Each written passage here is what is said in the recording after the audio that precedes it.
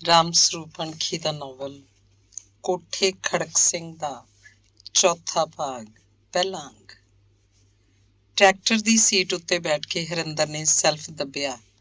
Tractor ਦੁਗ ਦੁਗ ਕਰਕੇ ਝੱਟ start ਹੋ ਗਿਆ। ਉਹਨੇ ਥੋੜੀ ਜਿੰਨੀ ਰੇਸ ਦਿੱਤੀ, ਇੰਜਣ ਨੇ ਪੂਰਾ ਖੜਕਾਟ ਪਾ ਦਿੱਤਾ। ਫਿਰ ਉਹਨੇ ਚਾਹ ਪੀ ਰਹੇ ਨੇਕ ਨੂੰ ਉੱਚੀ ਹਾਕ ਮਾਰੀ, ਓਏ ਆ ਇੱਧਰ ਆ ਜਾ ਹੁਣ। ਬਾਟੀ 'ਚ 2 ਘੁੱਟਾਂ ਚਾਹ ਰਹਿੰਦੀ ਸੀ। ਬੈਠੇ ਬੈਠੀ ਨੇਕ ਨੇ ਹੱਥ ਖੜਾ ਕੀਤਾ ਤੇ ਫਿਰ ਇੱਕ ਘੁੱਟ ਵਿੱਚੇ ਛੱਡ ਦਿੱਤੀ। ਇਸ ਆਖਰੀ ਘੁੱਟ 'ਚ ਚਾਹ ਪੱਤੀ ਦੀ ਰਹਿੰਦ ਖੂੰਦ ਜੀ ਵੀ ਸੀ। ਉਹਨੇ ਪਰਾਂ ਸੁੱਟੀ ਤੇ ਗਿੱਲਾ ਰੇਤਾ ਲੈ ਕੇ ਸਕਿੰਟਾਂ 'ਚ ਹੀ ਬਾਟੀ ਮਾਂਜਦੀ। ਸੁੱਕ ਮਾਂਜ ਕੀਤੀ ਬਾਟੀ ਨੂੰ ਉਹਨੇ ਆਪਣੇ ਸਮੋਸੇ ਲੜ ਬੰਨਿਆ। ਟਰੈਕਟਰ ਕੋਲ ਆ ਕੇ ਖੜ ਗਿਆ। ਉੱਚੀ ਆਵਾਜ਼ 'ਚ ਪੁੱਛਿਆ, ਕਿਵੇਂ ਕਰਾਂ? ਕੋਈ ਟਰਾਲੀ ਪਾਉਣੀ ਐ, ਚੱਲ ਇੱਧਰ। ਹਰਿੰਦਰ ਕੂਕਿਆ। ਪੁੱਠਾ ਮੁੜ ਕੇ ਟਰੈਕਟਰ ਹਰਿੰਦਰ ਨੇ ਟਰਾਲੀ ਦੇ ਨਾਲ ਲਾ ਦਿੱਤਾ ਤੇ ਫਿਰ ਉਹ ਟਰੈਕਟਰ ਤੋਂ ਉਤਰਿਆ। ਦੋਵੇਂ ਜਣਿਆਂ ਨੇ ਟਰਾਲੀ ਨੂੰ ਟਰੈਕਟਰ ਨਾਲ ਜੋੜ ਦਿੱਤਾ। ਟਰੈਕਟਰ ਦੀ ਸੀਟ ਉੱਤੇ ਬੈਠ ਕੇ ਉਹਨੇ ਨੇਕ ਨੂੰ ਫੇਰ ਹਾਕ ਮਾਰੀ ਤੇ ਆਖਿਆ, ਲਾਸਾਂ ਰੱਖ ਲੈਂਦਾ। ਲਿਆ, ਬੈਠਕ 'ਚ ਪਈਆਂ ਨੇ, ਦੋਵੇਂ ਚੁੱਕ ਲਿਆ। ਟਰਾਲੀ 'ਚ ਲਾਸਾਂ ਰੱਖ ਕੇ ਨੇਕ ਕਹਿੰਦਾ, ਚੱਲ ਹੁਣ ਲੈ ਰੱਬ ਦਾ ਨਾਂ, ਸੱਚੇ ਪਾਤਸ਼ਾਹ ਦਾ। ਟਰਾਲੀ ਲੋਹੇ ਦਾ ਗੇਟ ਟੱਪੀ ਵੀ ਨਹੀਂ ਸੀ। ਨੇਕ ਮਗਰ ਝਾਕਿਆ। ਦਿਆਲੋ ਬਾਂਹ ਖੜੀ ਕਰਕੇ ਉੱਚੀ ਉੱਚੀ ਕੁਝ ਬੋਲ ਰਹੀ ਸੀ। ਸ਼ਾਇਦ ਉਹਨਾਂ ਨੂੰ ਹੀ ਬੁਲਾ ਰਹੀ ਹੋਏਗੀ। ਨੇਕ ਨੇ ਹਰਿੰਦਰ ਨੂੰ ਆਖਿਆ, ਓਏ ਉਹ ਬੁੜੀ ਪਤਾ ਨਹੀਂ ਕੀ ਆਖਦੀ ਐ, ਸੁਣੀ ਭਲਾ। ਟਰਾਲੀ ਗੇਟ ਤੋਂ ਬਾਹਰ ਕੱਢ ਕੇ ਹਰਿੰਦਰ ਨੇ ਟਰੈਕਟਰ ਖੜਾ ਕਰ ਲਿਆ। ਮਾਂ ਕਮਰੇ 'ਚ ਚਲੀ ਗਈ ਸੀ। ਹਰਿੰਦਰ ਨੇ ਨੇਕ ਨੂੰ ਕਿਹਾ, ਜਾ ਪਤਾ ਲੈ ਕੇ ਆ, ਕੀ ਕਹਿੰਦੀ ਆ ਮਾਂ। ਨੇਕ ਵਿਹੜੇ 'ਚ ਗਿਆ ਤਾਂ ਦਿਆਲੋ ਫੇਰ ਬਰਾਂਡੇ 'ਚ ਖੜੀ ਸੀ। ਆਖ ਰਹੀ ਸੀ, ਵੇ ਆ ਜਾਓ ਭਾਈ, ਮੈਥੋਂ ਤਾਂ ਦੇਖਿਆ ਨਹੀਂ ਜਾਂਦਾ। ਆ ਦੇਹ ਤੋੜੀ ਜਾਂਦਾ, ਮੂੰਹ 'ਚ ਉਵੇਂ ਜਿਵੇਂ ਝੱਗ, ਕੋਈ ਸੁਰਤ ਨਹੀਂ, ਪਤਾ ਨਹੀਂ ਕੀ ਭਾਣਾ। ਹਰਿੰਦਰ ਵੀ ਟਰੈਕਟਰ ਟਰਾਲੀ ਛੱਡ ਕੇ ਉੱਥੇ ਆ ਖੜਾ। ਹਰਦਿੱਤ ਸਿੰਘ ਨੇ ਕੋਈ 10 ਮਿੰਟ ਦੇਹ ਤੋੜੀ। ਮੂੰਹ ਤੇ ਨਾਸਾਂ ਵਿੱਚੋਂ ਝੱਗ ਹੀ ਝੱਗ, ਸਾਹ ਨਹੀਂ ਆਉਂਦਾ ਸੀ ਤੇ ਫਿਰ ਔਖੇ ਔਖੇ ਤੇ ਲੰਮੇ ਲੰਮੇ ਖਿੱਚਵੇਂ ਸਾਹ ਲੈ ਕੇ ਟਿਕ ਗਿਆ, ਹਿੱਲਣੋਂ ਹਟ ਗਿਆ। ਹਰਿੰਦਰ ਨੇ ਕੁੰਬਲੀ ਫੜ ਕੇ ਉਹਦਾ ਨੱਕ ਘੁੱਟਿਆ। ਮੂੰਹ 'ਚ ਦੀ ਸਾਹ ਆਉਣ ਲੱਗਿਆ। ਥੋੜੀ ਦੇਰ ਬਾਅਦ ਉਹਨੇ ਅੱਖਾਂ ਖੋਲ੍ਹ ਲਈਆਂ। ਅੱਖਾਂ ਝਮਕੀਆਂ ਤੇ ਫਿਰ ਹਾਏ ਕਹਿ ਕੇ ਪਾਸਾ ਮਾਰ ਲਿਆ। ਬਸ ਭਾਈ, ਹੁਣ ਠੀਕ ਹੈ, ਤੁਸੀਂ ਜਾਓ ਖੇਤ ਨੂੰ। ਘੰਟਾ ਪਊ ਹੁਣ ਐਵੇਂ ਜਿਵੇਂ ਬੇਸੁਰਤ ਜਾ। ਫਿਰ ਬੇਸ਼ੱਕ ਲਵੇ ਚਾਹ ਦੀ ਬੁੱਕ। ਦਿਆਲੂ ਨੇ ਝੋਰ ਭਰਿਆ ਸਾਹ ਲਿਆ। ਇਹਦਾ ਕੋਈ ਇਲਾਜ ਕਰਾਓ ਯਾਰ। ਹਰਿੰਦਰਾ, ਆਇਓ ਤਾਂ ਇਹ ਬੀਤ ਜੂ। ਮੈਂ ਕਹਿੰਦਾ ਇਹ ਤੀਜਾ ਦੌਰਾ ਪਿਆ ਇਹਨੂੰ। ਵਿਹੜੇ 'ਚ ਤੁਰੇ ਜਾਂਦੇ ਨੇਕ ਨੇ ਝੋਰੇ ਨਾਲ ਆਖਿਆ, ਇਹਦਾ ਇਲਾਜ ਕੋਈ ਨਹੀਂ ਭਰਾਵਾ, ਇਹਦੇ ਨਾਲ ਇਵੇਂ ਹੀ ਹੋਣੀ ਸੀ। ਇਹਦਾ ਇਲਾਜ ਤਾਂ ਹੋ ਹੀ ਨਹੀਂ ਸਕਦਾ। ਹਰਿੰਦਰ ਨੇ ਟਰੈਕਟਰ ਉੱਤੇ ਚੜ੍ਹਦਿਆਂ ਜਵਾਬ ਦਿੱਤਾ, ਮੈਨੂੰ ਲੱਗਦਾ ਇਹ ਮਿਰਗੀ ਨਹੀਂ ਯਾਰ, ਲੱਛਣ ਤਾਂ ਉਹੀ ਦਿੰਦੇ ਨੇ। ਮਿਰਗੀ ਕਿਹੜੀ, ਇਹ ਤਾਂ ਹੋਰ ਹੀ ਮਿਰਗੀ ਹੈ, ਮੈਨੂੰ ਪਤਾ ਇਹਦਾ। ਹਰਿੰਦਰ ਨੇ ਸੈਲਫ ਦੱਬਿਆ। ਟਰੈਕਟਰ ਚਾਲੂ ਹੋ ਗਿਆ। ਦਿਆਲੂ ਫੇਰ ਹਾਕਾਂ ਮਾਰ ਰਹੀ ਸੀ, ਓਏ ਹੁਣ ਕੀ ਗੱਲ ਆ, ਪੁੱਛ ਗਾ ਭਲਾ। ਹਰਿੰਦਰ ਸਿੰਘ ਦਬਵਾਂ ਜਿਹਾ ਗੁੱਸਾ ਸੀ। ਦਿਆਲੂ ਪੌਣੇ 'ਚ ਬੰਨੀਆਂ ਰੋਟੀਆਂ ਦੀ ਪੋਟਲੀ ਫੜਾ ਗਈ। ਕਹਿੰਦੀ, ਇਹ ਨਹੀਂ ਯਾਦ, ਫਿਰ ਘਰ ਨੂੰ ਭੱਜੋਗੇ। ਤੇਰੇ ਬਾਪੂ ਨੂੰ ਛੱਡ ਕੇ ਮੈਂ ਕਿੱਥੇ ਆਉਂਦੀ ਭਲਾ। ਪਰਾਂਠੇ ਲਾਤੇ ਸੀ, ਆਲੂ ਗੋਭੀ ਦੀ ਸੁੱਕੀ ਸਬਜ਼ੀ ਵਿੱਚੇ ਬੰਨ੍ਹਤੀ ਇਹਦੇ। ਤੇ ਫਿਰ ਕਹਿੰਦੇ ਦੁੱਧ ਦੀ ਬੋਤਲ ਵੀ ਨਹੀਂ ਚੱਕੀ ਹੋਣੀ। ਮੈਂ ਕਹਿੰਦੀ ਹਾਂ ਚਾਹ ਕਾਹਦੀ ਕਰੋਗੇ ਫਿਰ। ਹਰਿੰਦਰ ਨੇਕ ਨੂੰ ਬੋਲਿਆ, ਜਾ ਯਾਰ ਤੂੰ ਹੀ ਫੜ ਲੈ ਬੋਤਲ, ਚਲੀਏ ਫਿਰ। ਕਿੰਨਾ ਦਿਨ ਚੜ੍ਹ ਆਇਆ ਹੁਣ ਨੂੰ ਤਾਂ ਕਿੰਨੀ ਕਣਕ ਰਮਾਂਤੀ ਹੁੰਦੀ। ਹਰਦਿੱਤ ਸਿੰਘ ਪਹਿਲਾਂ ਹੀ ਧੀ ਵੱਲੋਂ ਦੁਖੀ ਸੀ। ਹਰਿੰਦਰ BA ਕਰ ਗਿਆ, ਕੋਈ ਨੌਕਰੀ ਕਰਨ ਨਾਲੋਂ ਘਰ ਦੇ ਕੰਮ 'ਚ ਹੀ ਪੈ ਗਿਆ।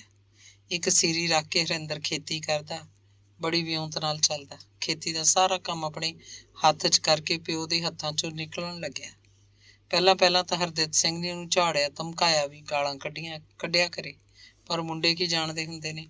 ਮੁੰਡੇ ਨੂੰ ਨਵੀਂ ਹਵਾ ਲੱਗੀ ਸੀ। ਪਿਓ ਦੀਆਂ ਗਾਲਾਂ ਦਾ ਹੁੰਗਾਰਾ ਹੀ ਨਾ ਭਰਦਾ। ਉਲਟਾ ਉਹਨੂੰ ਨਵੇਂ ਯੁੱਗ ਦੇ ਤੌਰ ਤਰੀਕੇ ਦੱਸਣ ਲੱਗਦਾ, ਜਿਵੇਂ ਹਰਿੰਦਰ ਵੱਡਾ ਤੇ ਹਰਦਿੱਤ ਸਿੰਘ ਛੋਟਾ ਹੋਵੇ। ਆਖੇ, ਤੈਨੂੰ ਨਹੀਂ ਪਤਾ ਬਾਪੂ ਸਾਹਿਬ, ਡੱਡਾਂ ਕਿਹੜੇ ਵੇਲੇ ਪਾਣੀ ਪੀਂਦੀਆਂ ਨੇ। ਤੂੰ ਛੋਟੇ ਜ਼ਿਮੀਂਦਾਰਾਂ ਨੂੰ ਬੁੱਧੂ ਬਣਾ ਇਹ ਜ਼ਮੀਨ ਇਕੱਠੀ ਕੀਤੀ ਆ। ਇਨਕਲਾਬ ਨੇ ਸਭ ਇੱਕ ਬਣਾ ਦੇਣੇ ਆ। ਤੇਰੀ ਇਹ ਇਕੱਠੀ ਕੀਤੀ ਜ਼ਮੀਨ ਤੇ ਤੇਰੀ ਮਾਇਆ ਰੁਪਈਆ ਪੈਸਾ ਤੇਰੇ ਕੋਲ ਕੌਣ ਛੱਡੂ। ਓਨਾ ਕੋਈ ਕੋਲ ਰੱਖਣਾ ਚਾਹੀਦਾ ਜਿੰਨੇ ਦੇ ਆਪਾਂ ਹੱਕਦਾਰ ਹਾਂ। ਹਰਦਿੱਤ ਸਿੰਘ ਤਿੜਕਦਾ, ਓਏ ਹੱਕ ਨੂੰ ਹੁਣੇ ਬੇਹੱਕ ਦੀ ਆ ਸਾਰੀ। ਪਤਾ ਕਿਵੇਂ ਬਣਾਈ ਆ ਜਾਇਦਾਦ, ਕੋਈ ਬਣਾ ਕੇ ਤਾਂ ਦਿਖਾਵੇ। ਆ ਗਿਆ ਵੱਡਾ ਪੜਾਕੂ ਮੈਨੂੰ ਮੱਤਾਂ ਦੇਣ ਵਾਲਾ। ਉਹ ਤੇਰੇ ਵਰਗਾ ਤਾਂ ਭੁੱਖਾ ਮਰਦਾ ਹੁੰਦਾ। ਤੈਨੂੰ ਮੈਂ ਦੱਸ ਦਿਆਂ, ਤੂੰ ਨਾ ਬਣਾਈ ਹੋਰ, ਪਰ ਮੇਰੀ ਬਣਾਈ ਸਾਂਭਣ ਜੋਗਾ ਤਾਂ ਹੋ ਲੈ। ਇੱਕ ਵਾਰ ਹਰਦਿਤ ਸਿੰਘ ਮਲੇਰੀਏ ਨਾਲ ਮੰਜੇ ਤੇ ਪੈ ਗਿਆ। 8-10 ਦਿਨਾਂ ਦੇ ਬੁਖਾਰ ਨੇ ਦੇਹ ਝੰਬ ਦਿੱਤੀ। ਕਮਜ਼ੋਰੀ ਇੰਨੀ ਕਿ ਉੱਠਿਆ ਹੀ ਨਹੀਂ ਜਾ ਰਿਹਾ ਸੀ। ਉਹਨਾਂ ਦਿਨਾਂ 'ਚ ਹੀ 2 ਜੱਟਾਂ ਨੇ ਆਪਣੀ ਗਹਿਣੇ ਦੀ ਜ਼ਮੀਨ ਛੁਡਾਉਣੀ ਚਾਹੀ। 2-2 ਕਿੱਲੇ ਸੀ। 5-5 ਹਜ਼ਾਰ 'ਚ ਹਰਦਿਤ ਸਿੰਘ ਹੁੰਦਾ ਤਾਂ 100 ਇੱਚੜਾਂ ਭੇੜਦਾ। ਉਹਨਾਂ ਨੇ ਹਰਿੰਦਰ ਕੋਲ ਗੱਲ ਕੀਤੀ। ਉਹ ਝੱਟ ਮੰਨ ਗਿਆ।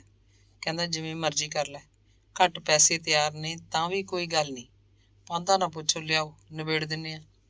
ਬਾਪੂ ਤੋਂ ਚੋਰੀਆਂ ਹੀ ਮਾਂ ਨੂੰ ਪੁੱਛ ਕੇ ਉਹਨੇ ਬਹੀ ਅਲਮਾਰੀ ਚੋਂ ਕੱਢੀ ਤੇ ਮੁਕੰਦੀ ਬਾਣੀਏ ਦੀ ਹੱਟ ਤੇ ਜਾ ਕੇ ਨਾਮਾ ਲੁਹਾਤਾ। ਦੋਵੇਂ ਜ਼ਿਮੀਂਦਾਰਾਂ ਨੂੰ 5-5 ਹਜ਼ਾਰ ਪੂਰਾ ਲਿਆਂਦਾ, ਪਰ ਇੱਕ ਨੂੰ 800 ਤੇ ਇੱਕ ਨੂੰ 1000 ਰੁਪਇਆ ਉਹਨੇ ਛੱਡਤਾ। ਕਹਿੰਦਾ ਮੈਨੂੰ ਪਤਾ ਹੈ, ਇਹ ਤਾਂ ਬੁੜੇ ਨੇ ਵਧਾਰਾ ਹੀ ਲਾਇਆ ਹੋਣਾ ਹੈ। ਇਹ ਤਾਂ ਨਾ ਤੁਸੀਂ ਲਿਆ ਸੀ ਨਾ ਦਿਓ। ਇੰਨਾ ਚਿਰ ਜਿਹੜੀ ਫਸਲ ਖਾਧੀ ਅਸੀਂ ਉਹੀ ਬਹੁਤ ਆ। ਮੁਕੰਦੀ ਦਾ ਮੁੰਡਾ ਰਮੇਸ਼ ਹੈਰਾਨ ਹੋਇਆ, ਹਰਿੰਦਰ ਵੱਲ ਝਾਕਦਾ ਰਹਿ ਗਿਆ। ਦੋਵੇਂ ਜ਼ਿਮੀਂਦਾਰ ਵੀ ਅੱਲੋਕਾਰ ਗੱਲ ਵਾਪਰੀ ਸਮਝ ਰਹੇ ਸੀ। ਹਰਿੰਦਰ ਤੇ ਦੋਵੇਂ ਜ਼ਿਮੀਂਦਾਰ ਜਦੋਂ ਦੁਕਾਨ ਚੋਂ ਬਾਹਰ ਚਲੇ ਗਏ ਤਾਂ ਰਮੇਸ਼ ਉੱਥੇ ਬੈਠੇ ਦੂਜੇ ਬੰਦੇ ਨੂੰ ਸੁਣਾ ਕੇ ਕਹਿੰਦਾ, ਆ ਮੁੰਡੇ ਦੇ ਦਿਮਾਗ 'ਚ ਫਰਕ ਲੱਗਦਾ ਕੁਛ। ਹਰਦਿਤ ਦਾ ਬੇੜਾ ਇਹ ਬਹਾਊ। ਬੈਠੇ ਲੋਕਾਂ ਨੇ ਮਹਾਜਨ ਦੀ ਗੱਲ ਦਾ ਹੁੰਗਾਰਾ ਭਰਿਆ। ਮੁਕੰਦੀ ਮਰ ਗਿਆ। ਹੱਟ ਉੱਤੇ ਹੁਣ ਰਮੇਸ਼ ਬੈਠਦਾ। ਰਮੇਸ਼ ਦੇ 2 ਮੁੰਡੇ ਸੀ, ਇੱਕ ਕੁੜੀ। ਕੁੜੀ 10 ਜਮਾਤਾਂ ਪੜ੍ਹਾ ਕੇ ਵਿਆਹਤੀ। ਵੱਡਾ ਮੁੰਡਾ ਪਟਿਆਲੇ ਡਾਕਟਰੀ 'ਚ ਪੜ੍ਹਦਾ ਸੀ ਤੇ ਛੋਟਾ ਚੰਡੀਗੜ੍ਹ ਇੰਜੀਨੀਅਰਿੰਗ 'ਚ ਸੀ। ਰਮੇਸ਼ ਦੀ ਹੱਟ ਨੂੰ ਹਾਲੇ ਵੀ ਪਿੰਡ 'ਚ ਮੁਕੰਦੀ ਦੀ ਹੱਟ ਹੀ ਆਖਦੇ। ਮੁਕੰਦੀ ਵਾਲਾ ਹੀ ਉਹ ਸਾਰਾ ਕੰਮ ਕਰਦਾ, ਉਹੀ ਸੁਭਾਅ, ਉਹੀ ਬੋਲਬਾਣੀ। ਪਰ ਉਹਨੇ ਆਪਣੇ ਮੁੰਡਿਆਂ ਨੂੰ ਇਸ ਕੰਮ 'ਚ ਨਹੀਂ ਪੈਣ ਦਿੱਤਾ। ਉਹਨੂੰ ਜ਼ਮਾਨੇ ਦੀ ਹਵਾ ਦਾ ਪਤਾ ਲੱਗ ਚੁੱਕਿਆ ਸੀ। ਇਸੇ ਕਰਕੇ ਉਹਨੇ ਆਪਣੇ ਮੁੰਡੇ ਬਾਹਰ ਕੱਢਤੇ। ਕਹਿੰਦਾ ਹੁੰਦਾ, ਜੱਟ ਸਿਆਣੇ ਹੋਈ ਜਾਂਦੇ ਨੇ, ਇਹ ਮਹਾਜਨੀ ਕੰਮ ਦਾ ਤਾਂ ਇੱਕ ਦਿਨ ਭੋਗ ਹੀ ਪੈ ਜਾਣਾ। ਮੈਂ ਜਿੰਨਾ ਚਿਰ ਹੈਗਾ ਕਰੂੰਗਾ। ਮੁੰਡੇ ਚੰਗੇ ਕਿੱਤਿਆਂ ਤੇ ਲੱਗ ਕੇ ਆਪਦੀ ਸਰਦਾਰੀ ਕਰਨਗੇ, ਦੁਨੀਆ ਨੂੰ ਲੁੱਟਣ ਖਾਣਗੇ, ਹੋਰ ਕੀ। ਹਰਦਿਤ ਸਿੰਘ ਮਲੇਰੀਏ ਤੋਂ ਉੱਠਿਆ ਤੇ ਚੱਲਣ ਲੱਗਿਆ ਤਾਂ ਕਿਤੇ ਜਾ ਕੇ ਉਹਨੂੰ ਕਈ ਦਿਨਾਂ ਬਾਅਦ ਪਤਾ ਲੱਗਾ। ਹੁਣ ਕੀ ਹੋ ਸਕਦਾ ਸੀ? ਪੈਸੇ ਮੁੰਡੇ ਨੇ ਪਿੰਡ ਦੀ ਬੈਂਕ 'ਚ ਜਮ੍ਹਾਂ ਕਰਾਤੇ। ਹਰਦਿਤ ਸਿੰਘ ਹਰਿੰਦਰ ਨੂੰ ਬੋਲਿਆ ਨਹੀਂ, ਚੁੱਪ ਹੀ ਧਾਰ ਲਈ। ਪਰ ਉਸੇ ਦਿਨ ਤੋਂ ਉਹਦਾ ਕਾਲਜਾ ਜਿਵੇਂ ਕਿਸੇ ਚੀਜ਼ ਨੇ ਫੜ ਲਿਆ ਹੋਵੇ। ਉਹਨੂੰ ਲੱਗਿਆ ਜਿਵੇਂ ਉਹਦਾ ਮੁੰਡਾ ਹਰਿੰਦਰ ਇੱਕ ਦਿਨ ਉਹਦੀ ਸਾਰੀ ਜਾਇਦਾਦ ਨੂੰ ਖੋਰ ਕੇ ਰੱਖ ਦੇਗਾ। ਇਸੇ ਗੱਲ ਨੂੰ ਲੈ ਕੇ ਉਹ ਰਿਸ਼ਤੇਦਾਰੀਆਂ 'ਚ ਨਿਕਲ ਗਿਆ। ਚੰਦਨਵਾਲ ਜਾ ਕੇ ਹਰਿੰਦਰ ਦੇ ਮਾਮੇ ਦੇ ਮੁੰਡਿਆਂ ਨੂੰ ਸਾਰੀ ਕਹਾਣੀ ਸੁਣਾਈ। ਹੋਰ ਜਿੱਥੇ ਕਿਤੇ ਵੀ ਉਹਨਾਂ ਦੀ ਸਕੀਰੀ ਸੀ ਉਹ ਗਿਆ। ਬਸ ਇੱਕੋ ਰਜੋਈ, ਜੇ ਭਲਾ ਤੁਸੀਂ ਸਮਝਾ ਦਿਓ ਉਹਨੂੰ, ਕੀ ਆ ਦਿਮਾਗ ਠਿਕਾਣੇ ਆ ਜੀ। ਗਾਹਾਂ ਨੂੰ ਸਮਝ ਕਰ ਲਈ। ਮੈਨੂੰ ਤਾਂ ਚਾਰੇ ਪੈਰ ਚੱਕ ਕੇ ਪੈਂਦਾ, ਬਰਾਬਰ ਦਾ ਹੋਇਆ ਵਿਆ। ਕੁੱਟਿਆ ਮਾਰਿਆ ਉਹ ਨਹੀਂ ਜਾਂਦਾ। ਨਾ ਪਿੰਡ 'ਚ ਕਿਸੇ ਕੋਲ ਗੱਲ ਕਰਨ ਜੋਗਾ ਮੈਂ। ਪਿੰਡ ਦੇ ਤਾਂ ਸਭ ਸ਼ਰੀਕ ਨੇ। ਸ਼ਰੀਕ ਤਾਂ ਸਗਾਂ ਦੀ ਉਲਟੀਆਂ ਭਿੱਤੀਆਂ ਪੜਾਉਣਗੇ, ਉਹਨੂੰ ਵਿਗਾੜਨਗੇ। ਲੋਕ ਤਾਂ ਅੱਗੇ ਹੀ ਦੰਦ ਵੱਢਦੇ ਆ। ਕੋਈ ਬਾਂਹ ਨਹੀਂ ਜਾਂਦੀ ਮੇਰੀ। ਕੀ ਕਰਾਂ, ਕਿੱਧਰ ਨੂੰ ਜਾਵਾਂ, ਕਿਹਨੂੰ ਆਖਾਂ। ਹਰ ਕੋਈ ਇਹੀ ਆਖਦਾ, ਮੈਂ ਆਊਂ, ਫਿਰ ਕਰ ਲਾਂਗੇ ਗੱਲ, ਸਮਝਾਵਾਂਗੇ ਬੈਠ ਕੇ। ਭਾਈ ਇਹ ਕੀ ਕਰਨ ਲੱਗ ਪਿਆ? ਪਿਓ ਨੇ ਤਾਂ ਬਣਾਇਆ ਸੀ, ਤੂੰ ਕਿਉਂ? ਪਰ ਕਿਸੇ ਰਿਸ਼ਤੇਦਾਰ ਨੂੰ ਕੀ ਪਈ ਸੀ, ਕੀ ਲੈਣਾ ਸੀ? ਕੋਈ ਨਾ ਆਇਆ। ਹਰਦਿਤ ਸਿੰਘ ਗੁੰਮਸਮ ਜਿਹਾ ਹੋਇਆ ਫਿਰਦਾ ਰਹਿੰਦਾ। ਖੇਤ ਜਾਂਦਾ, ਸੱਥ 'ਚ ਬੈਠਦਾ, ਬਸ ਚੁੱਪ-ਚਾਪ ਰਹਿੰਦਾ। ਪਹਿਲਾਂ ਵਾਂਗ ਚੱਬ-ਚੱਬ ਗੱਲਾਂ ਨਹੀਂ ਕਰਦਾ ਸੀ। ਲੋਕ ਗੱਲਾਂ ਕਰੀ ਜਾਂਦੇ, ਉਹ ਸੁਣਦਾ ਰਹਿੰਦਾ, ਜਿਵੇਂ ਉਹਨੂੰ ਉੱਚਾ ਸੁਣਨ ਲੱਗ ਪਿਆ ਹੋਵੇ, ਜਿਵੇਂ ਉਹਦੇ ਦਿਮਾਗ 'ਚ ਕਿਸੇ ਦੀ ਕੋਈ ਗੱਲ ਵੜਦੀ ਨਾ ਹੋਵੇ। ਕਿਸੇ ਦੀਆਂ ਗੱਲਾਂ 'ਚ ਉਹਨੂੰ ਕੋਈ ਦਿਲਚਸਪੀ ਨਹੀਂ ਰਹਿ ਗਈ ਸੀ। ਹਰ ਗੱਲ ਉਹਨੂੰ ਓਪਰੀ ਲੱਗਦੀ। ਕਈ ਦਿਨਾਂ ਬਾਅਦ ਅਖੀਰ ਇੱਕ ਦਿਨ ਉਹਦੇ ਦਿਮਾਗ 'ਚ ਗੱਲ ਆਈ, ਕੀ ਹੈ ਹਰਿੰਦਰ ਮੰਨ ਹੀ ਜਾਵੇ, ਉਹ ਵਿਆਹ ਕਰਵਾ ਲਵੇ ਤਾਂ ਸਾਰੀ ਗੱਲ ਲੋਟ ਹੋ ਸਕਦੀ ਹੈ। ਇਹਦੇ ਸਹੁਰੇ ਇਹਨੂੰ ਸੰਭਾਲ ਲੈਣਗੇ। ਭਲੇ ਘਰ ਦੀ ਕੋਈ ਲੜਕੀ ਹੋਈ ਤਾਂ ਆਪੇ ਸਿੱਧਾ ਕਰ ਲਊ। ਪਰ ਅਗਲੇ ਦਿਨ ਦੀ ਉਹਨੇ ਸੋਚਿਆ, ਵਿਆਹ ਨੂੰ ਤਾਂ ਪਹਿਲਾਂ ਹੀ ਇਹਨੂੰ ਕਿੰਨੀ ਵਾਰ ਕਹਿ ਚੁੱਕਿਆ। ਦਿਆਲੋ ਨੇ ਬਹੁਤ ਜ਼ੋਰ ਲਾ ਕੇ ਦੇਖ ਲਿਆ, ਪਰ ਪਤੰਦਰ ਮੰਨਿਆ ਹੀ ਨਹੀਂ। ਆਖੇ ਹੁਣੇ ਵਿਆਹ ਨੂੰ ਕੀ ਹੈ, ਹੁਣੇ ਕਿਹੜਾ ਬੁੜਾ ਹੋ ਚੱਲਿਆ ਮੈਂ, ਵਿਆਹ ਤਾਂ ਕਰਾਉਣਾ ਹੀ ਹੈ, ਵਿਆਹ ਵੀ ਕਰਵਾ ਲਾਂਗੇ। ਹਰਜੀਤ ਸਿੰਘ ਨੇ ਦਿਲ ਧਰਿਆ, ਅਜਿਹਾ ਤਾਂ ਹੋ ਨਹੀਂ ਸਕਦਾ ਵੀ ਇਹ ਵਿਆਹ ਕਰਾਏਗਾ ਹੀ ਨਹੀਂ। ਵਿਆਹ ਤਾਂ ਕਰਵਾਊਗਾ ਹੀ, ਅੱਜ ਨਹੀਂ ਤਾਂ ਕੱਲ੍ਹ ਨੂੰ। ਪਰ ਇਹ ਜੂੜ ਜੇ ਇਹਦੇ ਪੈਰਾਂ ਨੂੰ ਛੇਤੀ ਪੈ ਜਾਏ ਤਾਂ ਕਿੰਨੀ ਚੰਗੀ ਗੱਲ ਹੋਵੇ। ਹੁਣ ਤਾਂ ਗੱਲਾਂ ਹੀ ਹੋਰ ਦੀਆਂ ਹੋਰ ਕਰਦਾ। ਗਹਿਣੇ ਦੀ ਜ਼ਮੀਨ 'ਚੋਂ ਜੱਟਾਂ ਨੂੰ ਇਹ ਜਿਹੜੇ ਰੁਪਈਏ ਛੱਡਤੇ, ਇਹ ਤਾਂ ਨਵਾਂ ਹੀ ਚੰਦ ਚਾੜ੍ਹਤਾ ਸਹੁਰੇ ਨੇ। ਹਰਜੀਤ ਸਿੰਘ ਨੇ ਇਹੀ ਇੱਕ ਇਲਾਜ ਸੋਚਿਆ ਕਿ ਕਿਵੇਂ ਨਾ ਕਿਵੇਂ ਹਰਿੰਦਰ ਨੂੰ ਵਿਆਹ ਲਈ ਮਨਾ ਲਿਆ ਜਾਵੇ। ਸਾਕ ਕਰਨ ਵਾਲੇ ਜੱਟ ਤਾਂ ਆਉਣੋਂ ਵੀ ਹਟ ਗਏ। ਪਟੜੀ ਫੇਰ ਵਿੱਚ ਸਭ ਨੂੰ ਪਤਾ ਹੈ ਕਿ ਹਰਜੀਤ ਸਿੰਘ ਦਾ ਮੁੰਡਾ ਕਿਸੇ ਵੀ ਰਿਸ਼ਤੇ ਲਈ ਹਾਂ ਨਹੀਂ ਕਰਦਾ। ਪਤਾ ਨਹੀਂ ਉਹਦੇ ਮਨ 'ਚ ਕੀ ਆ, ਪਤਾ ਨਹੀਂ ਕਿਹੜੀ ਹੂਰਾਂ ਪਰੀ ਵਿਆਹ ਕੇ ਲਿਆਊਗਾ। ਸ਼ਰੀਕ ਤਾਂ ਹੋਰ ਦੀਆਂ ਹੋਰ ਵੀ ਹਵਾਈਆਂ ਉਡਾਉਂਦੇ ਹੋਣਗੇ। ਅੰਗ ਦੂਸਰਾ। ਹਰਦਿਤ ਸਿੰਘ ਨੂੰ ਹਰਿੰਦਰ ਦੀਆਂ ਗੱਲਾਂ ਆਰ ਵਾਂਗੂ ਲੱਗਦੀਆਂ। ਹਰਿੰਦਰ ਕੋਈ ਗੱਲ ਕਹਿੰਦਾ ਤਾਂ ਟੱਪ ਉੱਠਦਾ, ਊਲ ਜਲੂਲ ਬੋਲਦਾ ਜਿਵੇਂ ਉਹਦਾ ਦਿਮਾਗ ਹਿੱਲ ਗਿਆ ਹੋਵੇ। ਕਦੇ ਕਦੇ ਹਰਿੰਦਰ ਇਹ ਵੀ ਕਹਿੰਦਾ, ਤੇਰੀਆਂ ਕੀਤੀਆਂ ਬਾਪੂ ਤੇਰੇ ਅੱਗੇ ਆਉਣਗੀਆਂ, ਦੇਖਦਾ। ਉਹਨੂੰ ਲੱਗਦਾ ਜਿਵੇਂ ਹਰਿੰਦਰ ਨੂੰ ਕਿਸੇ ਗੱਲ ਦਾ ਪਤਾ ਹੋਵੇ। ਕੀਤੀਆਂ ਅੱਗੇ ਆਉਣਗੀਆਂ ਦੇ ਸ਼ਬਦ ਸੁਣ ਕੇ ਉਹਦੇ ਮਨ 'ਚ ਦੋ ਗੱਲਾਂ ਆਉਂਦੀਆਂ। ਇੱਕ ਤਾਂ ਥੋੜ੍ਹੇ ਟੁੱਟੇ ਲੋਕਾਂ ਨੂੰ ਵਿਆਜੂ ਰੁਪਈਆ ਦੇ ਕੇ ਤੇ ਫਿਰ ਉਹਨਾਂ ਦੀ ਜ਼ਮੀਨ ਗਹਿਣੇ ਬੈ ਲੈਣ ਦੀ ਗੱਲ। ਦੂਜੀ ਜੰਗੀਰੇ ਨਾਈ ਦਾ ਭਾਣਜਾ ਨਸੀਬ ਖਤਮ ਕਰਨ ਵਾਲੀ ਗੱਲ। ਤੇ ਉਹ ਤੋਂ ਪਹਿਲਾਂ ਮੱਲਣ ਦਾ ਨਕਸਲਵਾੜੀਆ ਮੁੰਡਾ ਬਲਕਾਰ ਵੀ ਉਸ ਨੇ ਨੰਬਰਦਾਰ ਪਾਖਰ ਸਿੰਘ ਰਾਹੀਂ ਪੁਲਿਸ ਨੂੰ ਫੜਵਾਇਆ ਸੀ। ਮਗਰੋਂ ਪੁਲਿਸ ਨੇ ਉਹਦਾ ਫਰਜ਼ੀ ਪੁਲਿਸ ਮੁਕਾਬਲਾ ਬਣਾ ਕੇ ਉਹਨੂੰ ਖਤਮ ਕਰਤਾ ਸੀ। ਦੋਵੇਂ ਮੁੰਡੇ ਹੀ ਉਹਦੇ ਦੁਸ਼ਮਣ ਸੀ। ਬਲਕਾਰ ਉਹਦੀ ਜਾਨ ਦਾ ਦੁਸ਼ਮਣ ਤੇ ਨਸੀਬ ਉਹਦੀ ਇੱਜ਼ਤ ਦਾ ਦੁਸ਼ਮਣ। ਪਹਿਲਾਂ ਪਹਿਲਾਂ ਤਾਂ ਉਹ ਚਿੱਤ 'ਚ ਮਾਣ ਰੱਖਦਾ ਕਿ ਸਾਲੇ ਚੁਗ ਦਿੱਤੇ ਨਾ ਮੱਖਣ 'ਚ ਵਾਲ ਵਾਂਗੂ। ਉਹਦਾ ਰੰਗੜਾਊ ਸਦਾ ਉਹਦੇ ਨਾਲ ਰਹਿੰਦਾ। ਉਹ ਸੋਚਦਾ, ਮੇਰੇ ਉਹ ਕੀ ਲੱਗਦੇ ਸੀ, ਉਹ ਮੇਰੇ ਪੈਰਾਂ ਨੂੰ ਵਾਹੁੰਦੇ ਸੀ, ਮੈਂ ਉਹਨਾਂ ਨੂੰ ਕਿਵੇਂ ਬਖਸ਼ਦਾ। ਪਰ ਵਰੇ ਬੀਤ ਜਾਣ ਪਿੱਛੋਂ ਉਹਨੂੰ ਲੱਗਿਆ ਜਿਵੇਂ ਉਹਨੇ ਮਾੜਾ ਕੰਮ ਕੀਤਾ ਹੋਵੇ। ਮੱਲਣ ਦੀ ਆਤਮਾ ਕੀ ਕਹਿੰਦੀ ਹੋਏਗੀ, ਜਿਹਦਾ ਜਵਾਨ ਪੁੱਤ ਪੁਲਿਸ ਨੇ ਗੋਲੇ ਕਬੂਤਰ ਵਾਂਗ ਫੁੰਡ ਕੇ ਰੱਖਤਾ। ਜੰਗੀਰਾ ਕੀ ਸੋਚਦਾ ਹੋਏਗਾ, ਜਿਹਦਾ ਪੁੱਤ ਜਿਹਾ ਭਾਣਜਾ ਭੰਗ ਦੇ ਭਾਣੇ ਮੁੱਕ ਗਿਆ। ਜੰਗੀਰੇ ਨੂੰ ਤਾਂ ਹੁਣ ਤੱਕ ਪਤਾ ਹੀ ਨਹੀਂ ਕਿ ਉਹਨੂੰ ਕਿਹਨੇ ਖਤਮ ਕੀਤਾ। ਜੰਗੀਰੇ ਨਾਈ ਦਾ ਤਾਂ ਉਹੀ ਇੱਕ ਜੀਵਨ ਸਹਾਰਾ ਸੀ। ਹੁਣ ਹਰਦਿਤ ਸਿੰਘ ਨੂੰ ਲੱਗਦਾ ਉਹਦੇ ਮੁੰਡੇ ਹਰਿੰਦਰ ਨੂੰ ਇਹਨਾਂ ਸਾਰੀਆਂ ਗੱਲਾਂ ਦਾ ਪਤਾ ਹੈ। ਇਸੇ ਕਰਕੇ ਤਾਂ ਉਹ ਕਹਿੰਦਾ ਰਹਿੰਦਾ, ਕੀਤੀਆਂ ਅੱਗੇ ਆਉਣਗੀਆਂ। ਵਿਆਜੂ ਰੁਪਈਆ ਦੇ ਕੇ ਜ਼ਮੀਨਾਂ ਗਹਿਣੇ ਬਹਿ ਲੈਣ ਦੀ ਗੱਲ ਐਡੀ ਉਹਦੇ ਦਿਲ ਤੇ ਨਹੀਂ ਹੋਈ ਕਿ ਹਰਦਿਤ ਸੋਚਦਾ। ਉਹ ਤਾਂ ਬਲਕਾਰ ਤੇ ਨਸੀਬ ਨੂੰ ਲੈ ਕੇ ਬੋਲਦਾ। ਪਰ ਇਹ ਹਰਦਿਤ ਸਿੰਘ ਦਾ ਵਹਿਮ ਸੀ। ਬਲਕਾਰ ਤੇ ਨਸੀਬ ਵਾਲੀ ਗੱਲ ਦਾ ਹਰਿੰਦਰ ਨੂੰ ਕੋਈ ਇਲਮ ਹੀ ਨਹੀਂ ਸੀ। ਹਰਿੰਦਰ ਕੀ ਕਿਸੇ ਨੂੰ ਵੀ ਪਿੰਡ 'ਚ ਪਤਾ ਨਹੀਂ ਸੀ। ਬਲਕਾਰ ਨੂੰ ਗ੍ਰਿਫਤਾਰ ਕਰਾਉਣ ਦੀ ਚਾਲ ਹਰਦਿਤ ਸਿੰਘ ਨੇ ਚੱਲੀ ਸੀ ਤੇ ਉਹ ਗੱਲ ਤਾਂ ਨੰਬਰਦਾਰ ਪਾਖਰ ਸਿੰਘ ਦੇ ਗਲ ਹੀ ਪੈ ਗਈ। ਪਾਖਰ ਸਿੰਘ ਤੋਂ ਬਿਨਾਂ ਹੋਰ ਕਿਸੇ ਨੂੰ ਵੀ ਪਤਾ ਨਹੀਂ ਸੀ ਇਸ ਚਾਲ 'ਚ ਹਰਦਿਤ ਸਿੰਘ ਦੀ ਭਾਗੀਦਾਰੀ ਸੀ।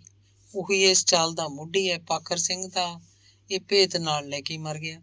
ਨਸੀਬ ਬਾਰੇ ਵੀ ਕਿਸੇ ਨੂੰ ਕੋਈ ਭਿਣਕ ਨਹੀਂ ਪਈ। ਅਸਲ 'ਚ ਤਾਂ ਹਰਿੰਦਰ ਪਿਓ ਦੇ ਵਿਆਜੂ ਪੈਸਾ ਦੇਣ ਤੇ ਫਿਰ ਸਿੱਧੇ ਪੁੱਠੇ ਢੰਗ ਤਰੀਕੇ ਵਰਤ ਕੇ ਲੋੜਵੰਦ ਜੱਟਾਂ ਦੀਆਂ ਜ਼ਮੀਨਾਂ ਗਹਿਣੇ ਬਹਿ ਲੈਣ ਤੇ ਹੀ ਦੁਖੀ ਸੀ। ਹਰਿੰਦਰ ਨੂੰ ਆਪਣੇ ਬਾਪ ਦੀ ਇਹ ਦਰਿੰਦਗੀ ਚੰਗੀ ਨਹੀਂ ਲੱਗੀ। BA 'ਚ ਪੜ੍ਹਦੇ ਉਹਦੀ ਸੰਗਤ ਮਾਰਕਸਵਾਦੀ ਸੋਚ ਦੇ ਮੁੰਡਿਆਂ ਨਾਲ ਹੋ ਗਈ। BA ਕਰਨ ਬਾਅਦ ਉਹਨੇ ਢੇਰ ਸਾਰਾ ਮਾਰਕਸਵਾਦੀ ਸਾਹਿਤ ਪੜ੍ਹਿਆ। ਉਹਨੂੰ ਜਾਇਦਾਦ ਦੀ ਨਿੱਜੀ ਮਲਕੀਅਤ ਨਾਲ ਚਿੜ ਸੀ ਤੇ ਆਪਣੇ ਬਾਪ ਵਾਂਗ ਬਣਾਈ ਜਾਇਦਾਦ ਨਾਲ ਤਾਂ ਉਹਨੂੰ ਬੇਹੱਦ ਨਫ਼ਰਤ ਸੀ। ਸੁਪਨੇ 'ਚ ਬਲਕਾਰ ਤੇ ਨਸੀਬ ਹਰਦਿਤ ਸਿੰਘ ਨੂੰ ਦਿਖਾਈ ਦਿੰਦੇ, ਦੂਰ ਖੜੇ ਜਿਵੇਂ ਉਹਨੂੰ ਘੂਰ ਦੇਖ ਰਹੇ ਹੋਣ। ਕਦੇ ਦੋਵੇਂ ਇਕੱਠੇ ਦਿਸਦੇ, ਕਦੇ ਕੋਈ ਇਕੱਲਾ। ਬਹੁਤਾ ਤਾਂ ਉਹਨੂੰ ਬਲਕਾਰ ਦਿਸਦਾ, ਨਸੀਬ ਦਿਸਦਾ ਤਾਂ ਦੂਰ ਖੜਾ ਦਿਸਦਾ। ਨਸੀਬ ਤੋਂ ਉਹਨੂੰ ਇੰਨਾ ਡਰ ਨਹੀਂ ਲੱਗਦਾ ਸੀ ਜਿੰਨਾ ਬਲਕਾਰ ਤੋਂ। ਸੁਪਨੇ 'ਚ ਉਹਦੀ ਅੱਖ ਖੁੱਲ ਜਾਂਦੀ ਤਾਂ ਉਹ ਕਿੰਨਾ ਚਿਰ ਮੁੜ ਕੇ ਸੌਂ ਨਾ ਸਕਦਾ।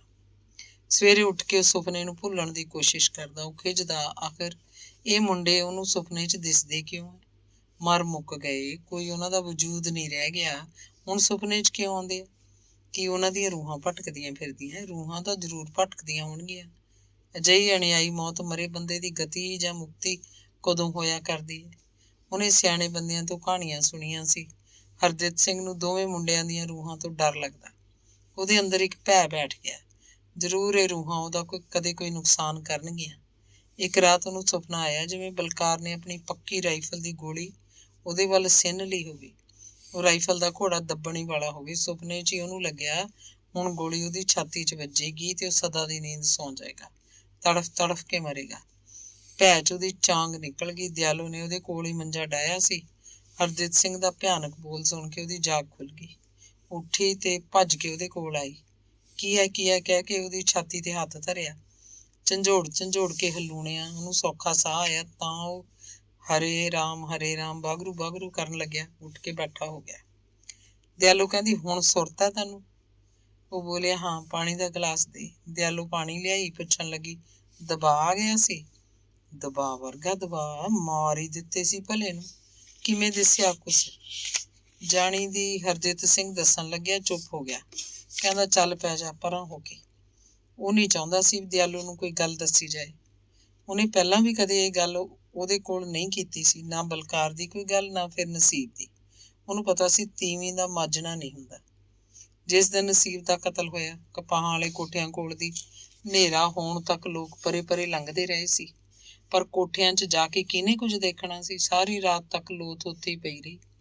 ਕੀ ਪਤਾ ਕਿਵੇਂ ਤੜਫ ਤੜਫ ਕੇ ਜਾਨ ਨਿਕਲੀ ਹੋਊ ਨਕਰਮੇ ਦੀ। ਦੂਜੇ ਦਿਨ ਖਾਸਾ ਸੂਰਜ ਚੜ੍ਹੇ ਤੋਂ ਪਤਾ ਲੱਗਿਆ। ਕੁੱਤਿਆਂ ਨੇ ਲੋਥ ਨੂੰ ਬੁਰਕ ਮਾਰੇ ਸੀ। ਕੁੱਤੇ ਇੱਧਰ ਉੱਧਰ ਨੱਠ ਭੱਜ ਰਹੇ ਸੀ, ਲੜ ਭਿੜ ਰਹੇ ਸੀ, ਇੱਕ ਦੂਜੇ ਨੂੰ ਦੰਦੀਆਂ ਕੱਢਦੇ ਭੌਂਕਦੇ। ਗਿਰਜਾਂ ਕੋਠਿਆਂ ਦੇ ਬਨੇਰਿਆਂ ਤੇ ਆ ਬੈਠੀਆਂ। ਪਾਲੀ ਮੁੰਡਿਆਂ ਨੇ ਵਿਹੜੇ ਦੀ ਕੰਧ ਟੱਪ ਕੇ ਬੰਦੇ ਦੀ ਲੋਥ ਦੇਖੀ, ਫੇਰ ਆਉਂਦੇ ਜਾਂਦੇ ਹਰ ਕਿਸੇ ਨੂੰ ਦੱਸ ਕੇ ਰੌਲਾ ਪਾਇਆ ਸੀ। ਲਹਿਰਾ ਧੂਰਕੋਟ ਤੋਂ ਇੱਕ ਨੰਬਰਦਾਰ ਨੂੰ ਸੱਦਿਆ ਗਿਆ। ਨੰਬਰਦਾਰ ਨੇ ਝੱਟ ਚੌਕੀਦਾਰ ਨੂੰ ਬੁਲਾਇਆ। ਫਿਰ ਚੌਕੀਦਾਰ ਰਾਮਪੁਰਾ ਮੰਡੀ ਦੀ ਪੁਲਿਸ ਚੌਂਕੀ 'ਚ ਇਤਲਾਹ ਦੇ ਕੇ ਆਇਆ। ਦੁਪਹਿਰ ਤੱਕ ਪੁਲਿਸ ਮਸਾਂ ਪਹੁੰਚੀ। ਪਿੰਡ 'ਚੋਂ ਕਿਸੇ ਦੀ ਟਰੈਕਟਰ ਟਰਾਲੀ ਮੰਗਾਈ, ਲੋਥ ਨੂੰ ਮੰਡੀ ਲਿਜਾ ਸੁੱਟਿਆ। ਹਸਪਤਾਲ 'ਚ ਉਹਦਾ ਪੋਸਟਮਾਰਟਮ ਕਰਾਇਆ। ਹਨੇਰੀ ਜਿਹੇ ਮੰਡੀ ਦੇ ਕੁਝ ਮੁੰਡੇ ਫਿਰਦੇ ਤੁਰਦੇ ਪੁਲਿਸ ਚੌਂਕੀ ਪਹੁੰਚੇ। ਇੱਕ ਮੁੰਡੇ ਨੇ ਸਿਆਣ ਲਿਆ, ਇਹ ਤਾਂ ਨਸੀਬ ਸਿੰਘ ਹੈ, ਕੋਠੀ ਖੜਕ ਸਿੰਘ ਤੋਂ, ਉਹਦੇ ਨਾਲ ਕਾਲਜ 'ਚ ਪੜ੍ਹਦਾ ਹੁੰਦਾ ਸੀ। ਪਤਾ ਲੱਗੇ ਤੋਂ ਤੀਜੇ ਦਿਨ ਸਵੇਰੇ ਜੰਗੀਰਾ ਨਾਲ 2 ਬੰਦਿਆਂ ਨੂੰ ਲੈ ਕੇ ਰਾਮਪੁਰਾ ਮੰਡੀ ਆਇਆ। ਸਿਆਣਿਆਂ ਤਾਂ ਨਸੀਬ ਹੀ ਸੀ। ਹਿੱਕ ਤੇ ਢੇਰੀ ਹੋ ਗਿਆ, ਰੋਣ ਨਹੀਂ ਸੀ ਠੱਲਿਆ ਜਾਂਦਾ। ਪੁਲਿਸ ਵਾਲਿਆਂ ਨੂੰ ਯਕੀਨ ਹੋ ਗਿਆ, ਇਹੀ ਹੈ ਇਹਦਾ ਵਾਰਸ। ਜੰਗੀਰੇ ਨਾਲ ਆਉਣ ਵਾਲੇ ਪਿੰਡ ਦੇ 2 ਬੰਦੇ ਸੀ। ਇੱਕ ਤਾਂ ਨੰਬਰਦਾਰ ਪਾਖਰ ਸਿੰਘ ਦਾ ਮੁੰਡਾ ਮਿਹਰ ਸਿੰਘ, ਦੂਜਾ ਸੀ ਹਰਦਿੱਤ ਸਿੰਘ। ਜੰਗੀਰਾ ਮਿਹਰ ਨੂੰ ਤਾਂ ਨੰਬਰਦਾਰ ਹੋਣ ਕਰਕੇ ਲਿਆਇਆ ਸੀ। ਹਰਦਿੱਤ ਸਿੰਘ ਨੂੰ ਇਸ ਕਰਕੇ ਲਿਆਇਆ ਸੀ ਕਿਉਂਕਿ ਉਹ ਮੰਨੀ ਦੰਨੀ ਦਾ ਬੰਦਾ ਸੀ। ਸਰਕਾਰੀ ਦਰਬਾਰੇ ਉਹਨੂੰ ਗੱਲ ਕਰਨੀ ਆਉਂਦੀ ਸੀ। ਕੁੱਲ ਅਫਸਰ ਉਹਨੂੰ ਜਾਣਦਾ ਸੀ। ਪੁਲਿਸ ਵਾਲੇ ਉਹਦੀ ਇੱਜ਼ਤ ਕਰਦੇ ਸੀ। ਤੇ ਫਿਰ ਜੰਗੀਰੇ ਦਾ ਤਾਂ ਉਹ ਪੱਕਾ ਯਾਰ ਸੀ। ਪੁਸ਼ਤਾਂ ਦਾ ਸੰਬੰਧ ਸੀ ਉਹਦੇ ਨਾਲ। ਹਰਦਿੱਤ ਸਿੰਘ ਪੈਸੇ ਵਾਲਾ ਬੰਦਾ ਸੀ, ਕਿਤੇ ਵੀ ਕੰਮ ਆ ਸਕਦਾ ਸੀ। ਦੁਪਹਿਰ ਤੱਕ ਉਹਨਾਂ ਨੂੰ ਲੋਥ ਮਿਲ ਗਈ। ਮੰਡੀਆਂ ਹੀ ਉਹਨਾਂ ਨੇ ਇੱਕ ਟਰੱਕ ਭਾੜੇ ਕੀਤਾ। ਪੈਸੇ ਹਰਦਿੱਤ ਸਿੰਘ ਕੋਲ ਹੈਗੇ ਸੀ। ਪਿਛਲੇ ਪਹਿਰ ਤੱਕ ਲੋਥ ਕੋਠੀ ਆ ਪਹੁੰਚੀ। ਪਿੰਡ 'ਚ ਤਰਾਹ ਤਰਾਹ ਹੋਣ ਲੱਗੀ, ਇਹ ਕੀ ਭਾਣਾ ਵਰਤ ਗਿਆ ਭਾਈ। ਜੰਗੀਰੇ ਦੀ ਤਾਂ ਕਿਸੇ ਨਾਲ ਕੋਈ ਲਾਗ ਡਾਟ ਵੀ ਨਹੀਂ ਸੀ। ਮੁੰਡਾ ਵੀ ਬੜਾ ਸਾਊ ਸੀ, ਮੂੰਹ 'ਚ ਬੋਲ ਨਹੀਂ ਸੀ ਸਹੁਰੇ ਦੇ। ਕਿਸੇ ਦੇ ਵੀ ਸਮਝ ਨਹੀਂ ਕੋਈ ਗੱਲ ਆਈ। ਸਾਰਾ ਅਗਵਾੜ ਇਕੱਠਾ ਹੋਇਆ ਤੇ ਨਸੀਬ ਦਾ ਦਾਹ ਸੰਸਕਾਰ ਕਰਤਾ ਗਿਆ। ਅੰਗ ਤੀਸਰਾ। ਪੁਸ਼ਪਿੰਦਰ ਨੂੰ ਉਹਦੀ ਮਾਂ ਨੇ ਘਰੋਂ ਨਹੀਂ ਨਿਕਲਣ ਦਿੱਤਾ ਸੀ। ਇੰਨੀ ਉਹਦੀ ਹਿੰਮਤ ਨਾ ਕੀਤੀ ਕਿ ਜ਼ਬਰਦਸਤੀ ਘਰੋਂ ਭੱਜ ਕੇ ਭਾਈ ਰੂਪੇ ਜਾਂ ਬੁਰਜ ਗਿੱਲਾਂ ਦੇ ਬੱਸ ਅੱਡੇ ਤੋਂ ਬੱਸ ਫੜੇ ਤੇ ਰਾਮਪੁਰੇ ਸੱਜਣ ਸਿੰਘ ਦੇ ਘਰ ਕਿਸੇ ਚਿੜੀ ਜਨੌਰ ਵਾਂਗ ਜਾ ਉਤਰੇ। ਆਪਣੇ ਪਿਆਰੇ ਨਸੀਬ ਦੀ ਬੁੱਕਲ 'ਚ, ਹਮੇਸ਼ਾ ਹਮੇਸ਼ਾ ਲਈ ਨਸੀਬ ਦੀ ਬੁੱਕਲ 'ਚ ਹੀ ਸਮਾ ਜਾਵੇ। ਪਿਓ ਤਾਂ ਘਰੋਂ ਉੱਠ ਗਿਆ ਸੀ, ਮੋਢੇ ਬੰਦੂਕ ਰੱਖੀ ਚਲਾ ਗਿਆ। ਦਿਆਲੋ ਨੂੰ ਤਾਂ ਪਤਾ ਹੀ ਸੀ ਉਹ ਮਹਿਮਾ ਸਰਕਾਰੀ ਨੂੰ ਜਾ ਰਿਹਾ, ਪਰ ਪੁਸ਼ਪਿੰਦਰ ਨੂੰ ਇਸ ਗੱਲ ਦਾ ਕੋਈ ਭੇਦ ਨਹੀਂ ਸੀ। ਉਹ ਕਿੱਧਰੇ ਵੀ ਗਿਆ ਹੋਵੇ, ਘਰ ਵਿੱਚ ਤਾਂ ਨਹੀਂ ਸੀ। ਕੱਲੀ ਮਾਂ ਸੀ। ਪੁਸ਼ਪਿੰਦਰ ਨੱਠ ਜਾਂਦੀ ਤਾਂ ਮਾਂ ਕੀ ਜੱਫੀ ਪਾ ਕੇ ਉਹਨੂੰ ਰੋਕ ਲੈਂਦੀ, ਪਰ ਨਹੀਂ, ਪੁਸ਼ਪਿੰਦਰ ਤੋਂ ਅਜਿਹਾ ਨਹੀਂ ਹੋ ਸਕਿਆ। ਖੰਭਾਂ ਜਲੇ ਪੰਛੀ ਵਾਂਗ ਨਤਾਣੀ ਬਣ ਕੇ ਉਹ ਘਰ 'ਚ ਹੀ ਬੈਠੀ ਰਹਿ ਗਈ। ਮਾਂ ਨੇ ਉਹਦੀ ਪੂਰੀ ਤਕੜਾਈ ਰੱਖੀ, ਬਸ ਕਿ ਉਹ ਘਰੋਂ ਬਾਹਰ ਨਾ ਹੋਵੇ। ਪੁਸ਼ਪਿੰਦਰ ਲਈ ਉਹਨਾਂ ਦੇ ਕਿਲੇ ਜਿਹੇ ਘਰ ਦਾ ਲੋਹੇ ਦਾ ਗੇਟ ਕਿਸੇ ਜ਼ਿਲ੍ਹਾ ਜੇਲ੍ਹ ਦਾ ਵੱਡਾ ਦਰਵਾਜ਼ਾ ਬਣ ਕੇ ਉਹਨੂੰ ਭੈ ਦੇਣ ਲੱਗਿਆ। ਉਹਨੂੰ ਲੱਗਿਆ ਉਹ ਇਸ ਜ਼ਾਲਮ ਤੇ ਜਾਬਰ ਗੇਟ ਤੋਂ ਕਦੇ ਵੀ ਪਾਰ ਨਹੀਂ ਜਾ ਸਕੇਗੀ। ਉਹਦੀ ਜ਼ਿੰਦਗੀ ਸਿਸਕ ਸਿਸਕ ਕੇ ਇਸ ਗੇਟ ਦੇ ਅੰਦਰ ਹੀ ਦਮ ਤੋੜ ਦੇਗੀ। 12 ਕੁ ਵਜੇ ਆਪਣੀ ਬੈਠਕ 'ਚ ਗਈ, ਰਜ਼ਾਈ ਲੈ ਕੇ ਪੈ ਗਈ, ਮੂੰਹ ਸਿਰ ਢੱਕ ਲਿਆ। ਉਹ ਸੁਪਨਾ ਜਿਹਾ ਲੈਂਦੀ ਜਿਵੇਂ ਉਹ ਪ੍ਰੋਫੈਸਰ ਸੱਜਣ ਸਿੰਘ ਦੇ ਘਰ ਸਾਹਮਣੇ ਨਸੀਬ ਕੋਲ ਜਾ ਪਹੁੰਚੀ। ਦੋਵੇਂ ਪ੍ਰੋਫੈਸਰ ਨਾਲ ਕੋਈ ਸਲਾਹ ਮਸ਼ਵਰਾ ਕਰ ਰਹੇ ਨੇ। ਘੰਟਾ ਪਰ ਉਹ ਇਸੇ ਸੰਸਾਰ 'ਚ ਵਿਚਰਦੀ ਰਹੀ। ਬੈਠਕ 'ਚ ਉਹਨੇ ਕਿਸੇ ਦੀ ਪੈੜ ਚਾਲ ਸੁਣੀ। ਉਹਦੀ ਜਮਾਤਨ ਕੁੜੀ ਤਖਾਣਾ ਦੀ ਜੈਲੋ ਉਹਨੂੰ ਮਿਲਣ ਆਈ ਸੀ। ਕਿਧਰੋਂ ਪਤਾ ਲੱਗ ਗਿਆ ਹੋਏਗਾ ਵੀ ਪੁਸ਼ਪਿੰਦਰ ਆਈ ਹੋਈ ਆ ਤੇ ਉਹਨੂੰ ਮਿਲਣ ਆ ਗਈ। BA ਕਰਨ ਬਾਅਦ ਉਹ ਵਿਹਲੀ ਸੀ। ਉਹਦੇ ਵਿਆਹ ਦਾ ਕਿਧਰੇ ਕੋਈ ਟਿਕਾਣਾ ਨਹੀਂ ਬਣਿਆ। ਉਹ ਕੋਈ ਟ੍ਰੇਨਿੰਗ ਲੈਣਾ ਚਾਹੁੰਦੀ ਸੀ, ਹੋਰ ਨਹੀਂ ਤਾਂ B.Ed ਕਰ ਲਵੇ। ਉਹਨੇ ਸੋਚਿਆ ਸੀ ਪੁਸ਼ਪਿੰਦਰ ਨੂੰ ਵੀ ਮਿਲ ਲਏਗੀ ਤੇ ਆਪਣੇ ਬਾਰੇ ਉਹਦੇ ਨਾਲ ਕੋਈ ਸਲਾਹ ਵੀ ਕਰ ਲਏਗੀ। ਮੂੰਹ ਤੋਂ ਰਜਾਈ ਲਾ ਕੇ ਪੁਸ਼ਪਿੰਦਰ ਜੈਲੋ ਵੱਲ ਬਿਟ ਬਿਟ ਤੱਕਣ ਲੱਗੀ। ਮੂੰਹ ਕੁਝ ਨਾ ਬੋਲੀ, ਅੱਖਾਂ 'ਚ ਗਹਿਰ ਸੀ। ਜੈਲੋ ਨੂੰ ਇਸ ਤਰ੍ਹਾਂ ਢਾਂਡਿਆਂ ਵਾਂਗ ਝਾਕਦੀ ਨੂੰ ਵੇਖ ਕੇ ਪਹਿਲਾਂ ਤਾਂ ਹੈਰਾਨ ਹੋਈ, ਫਿਰ ਉਹਦੀ ਗੱਲ ਤੇ ਚੁੰਡੀ ਵੱਢ ਕੇ ਕਹਿੰਦੀ, ਬੈਠਣ ਨੂੰ ਵੀ ਨਹੀਂ ਆਖਿਆ ਮਜਾਜਣੇ, ਰਜਾਈ ਲੈ ਕੇ ਪਈ ਹੈ, ਬਹੁਤ ਥੱਕ ਗਈ। ਉਹ ਫੇਰ ਵੀ ਨਹੀਂ ਬੋਲੀ।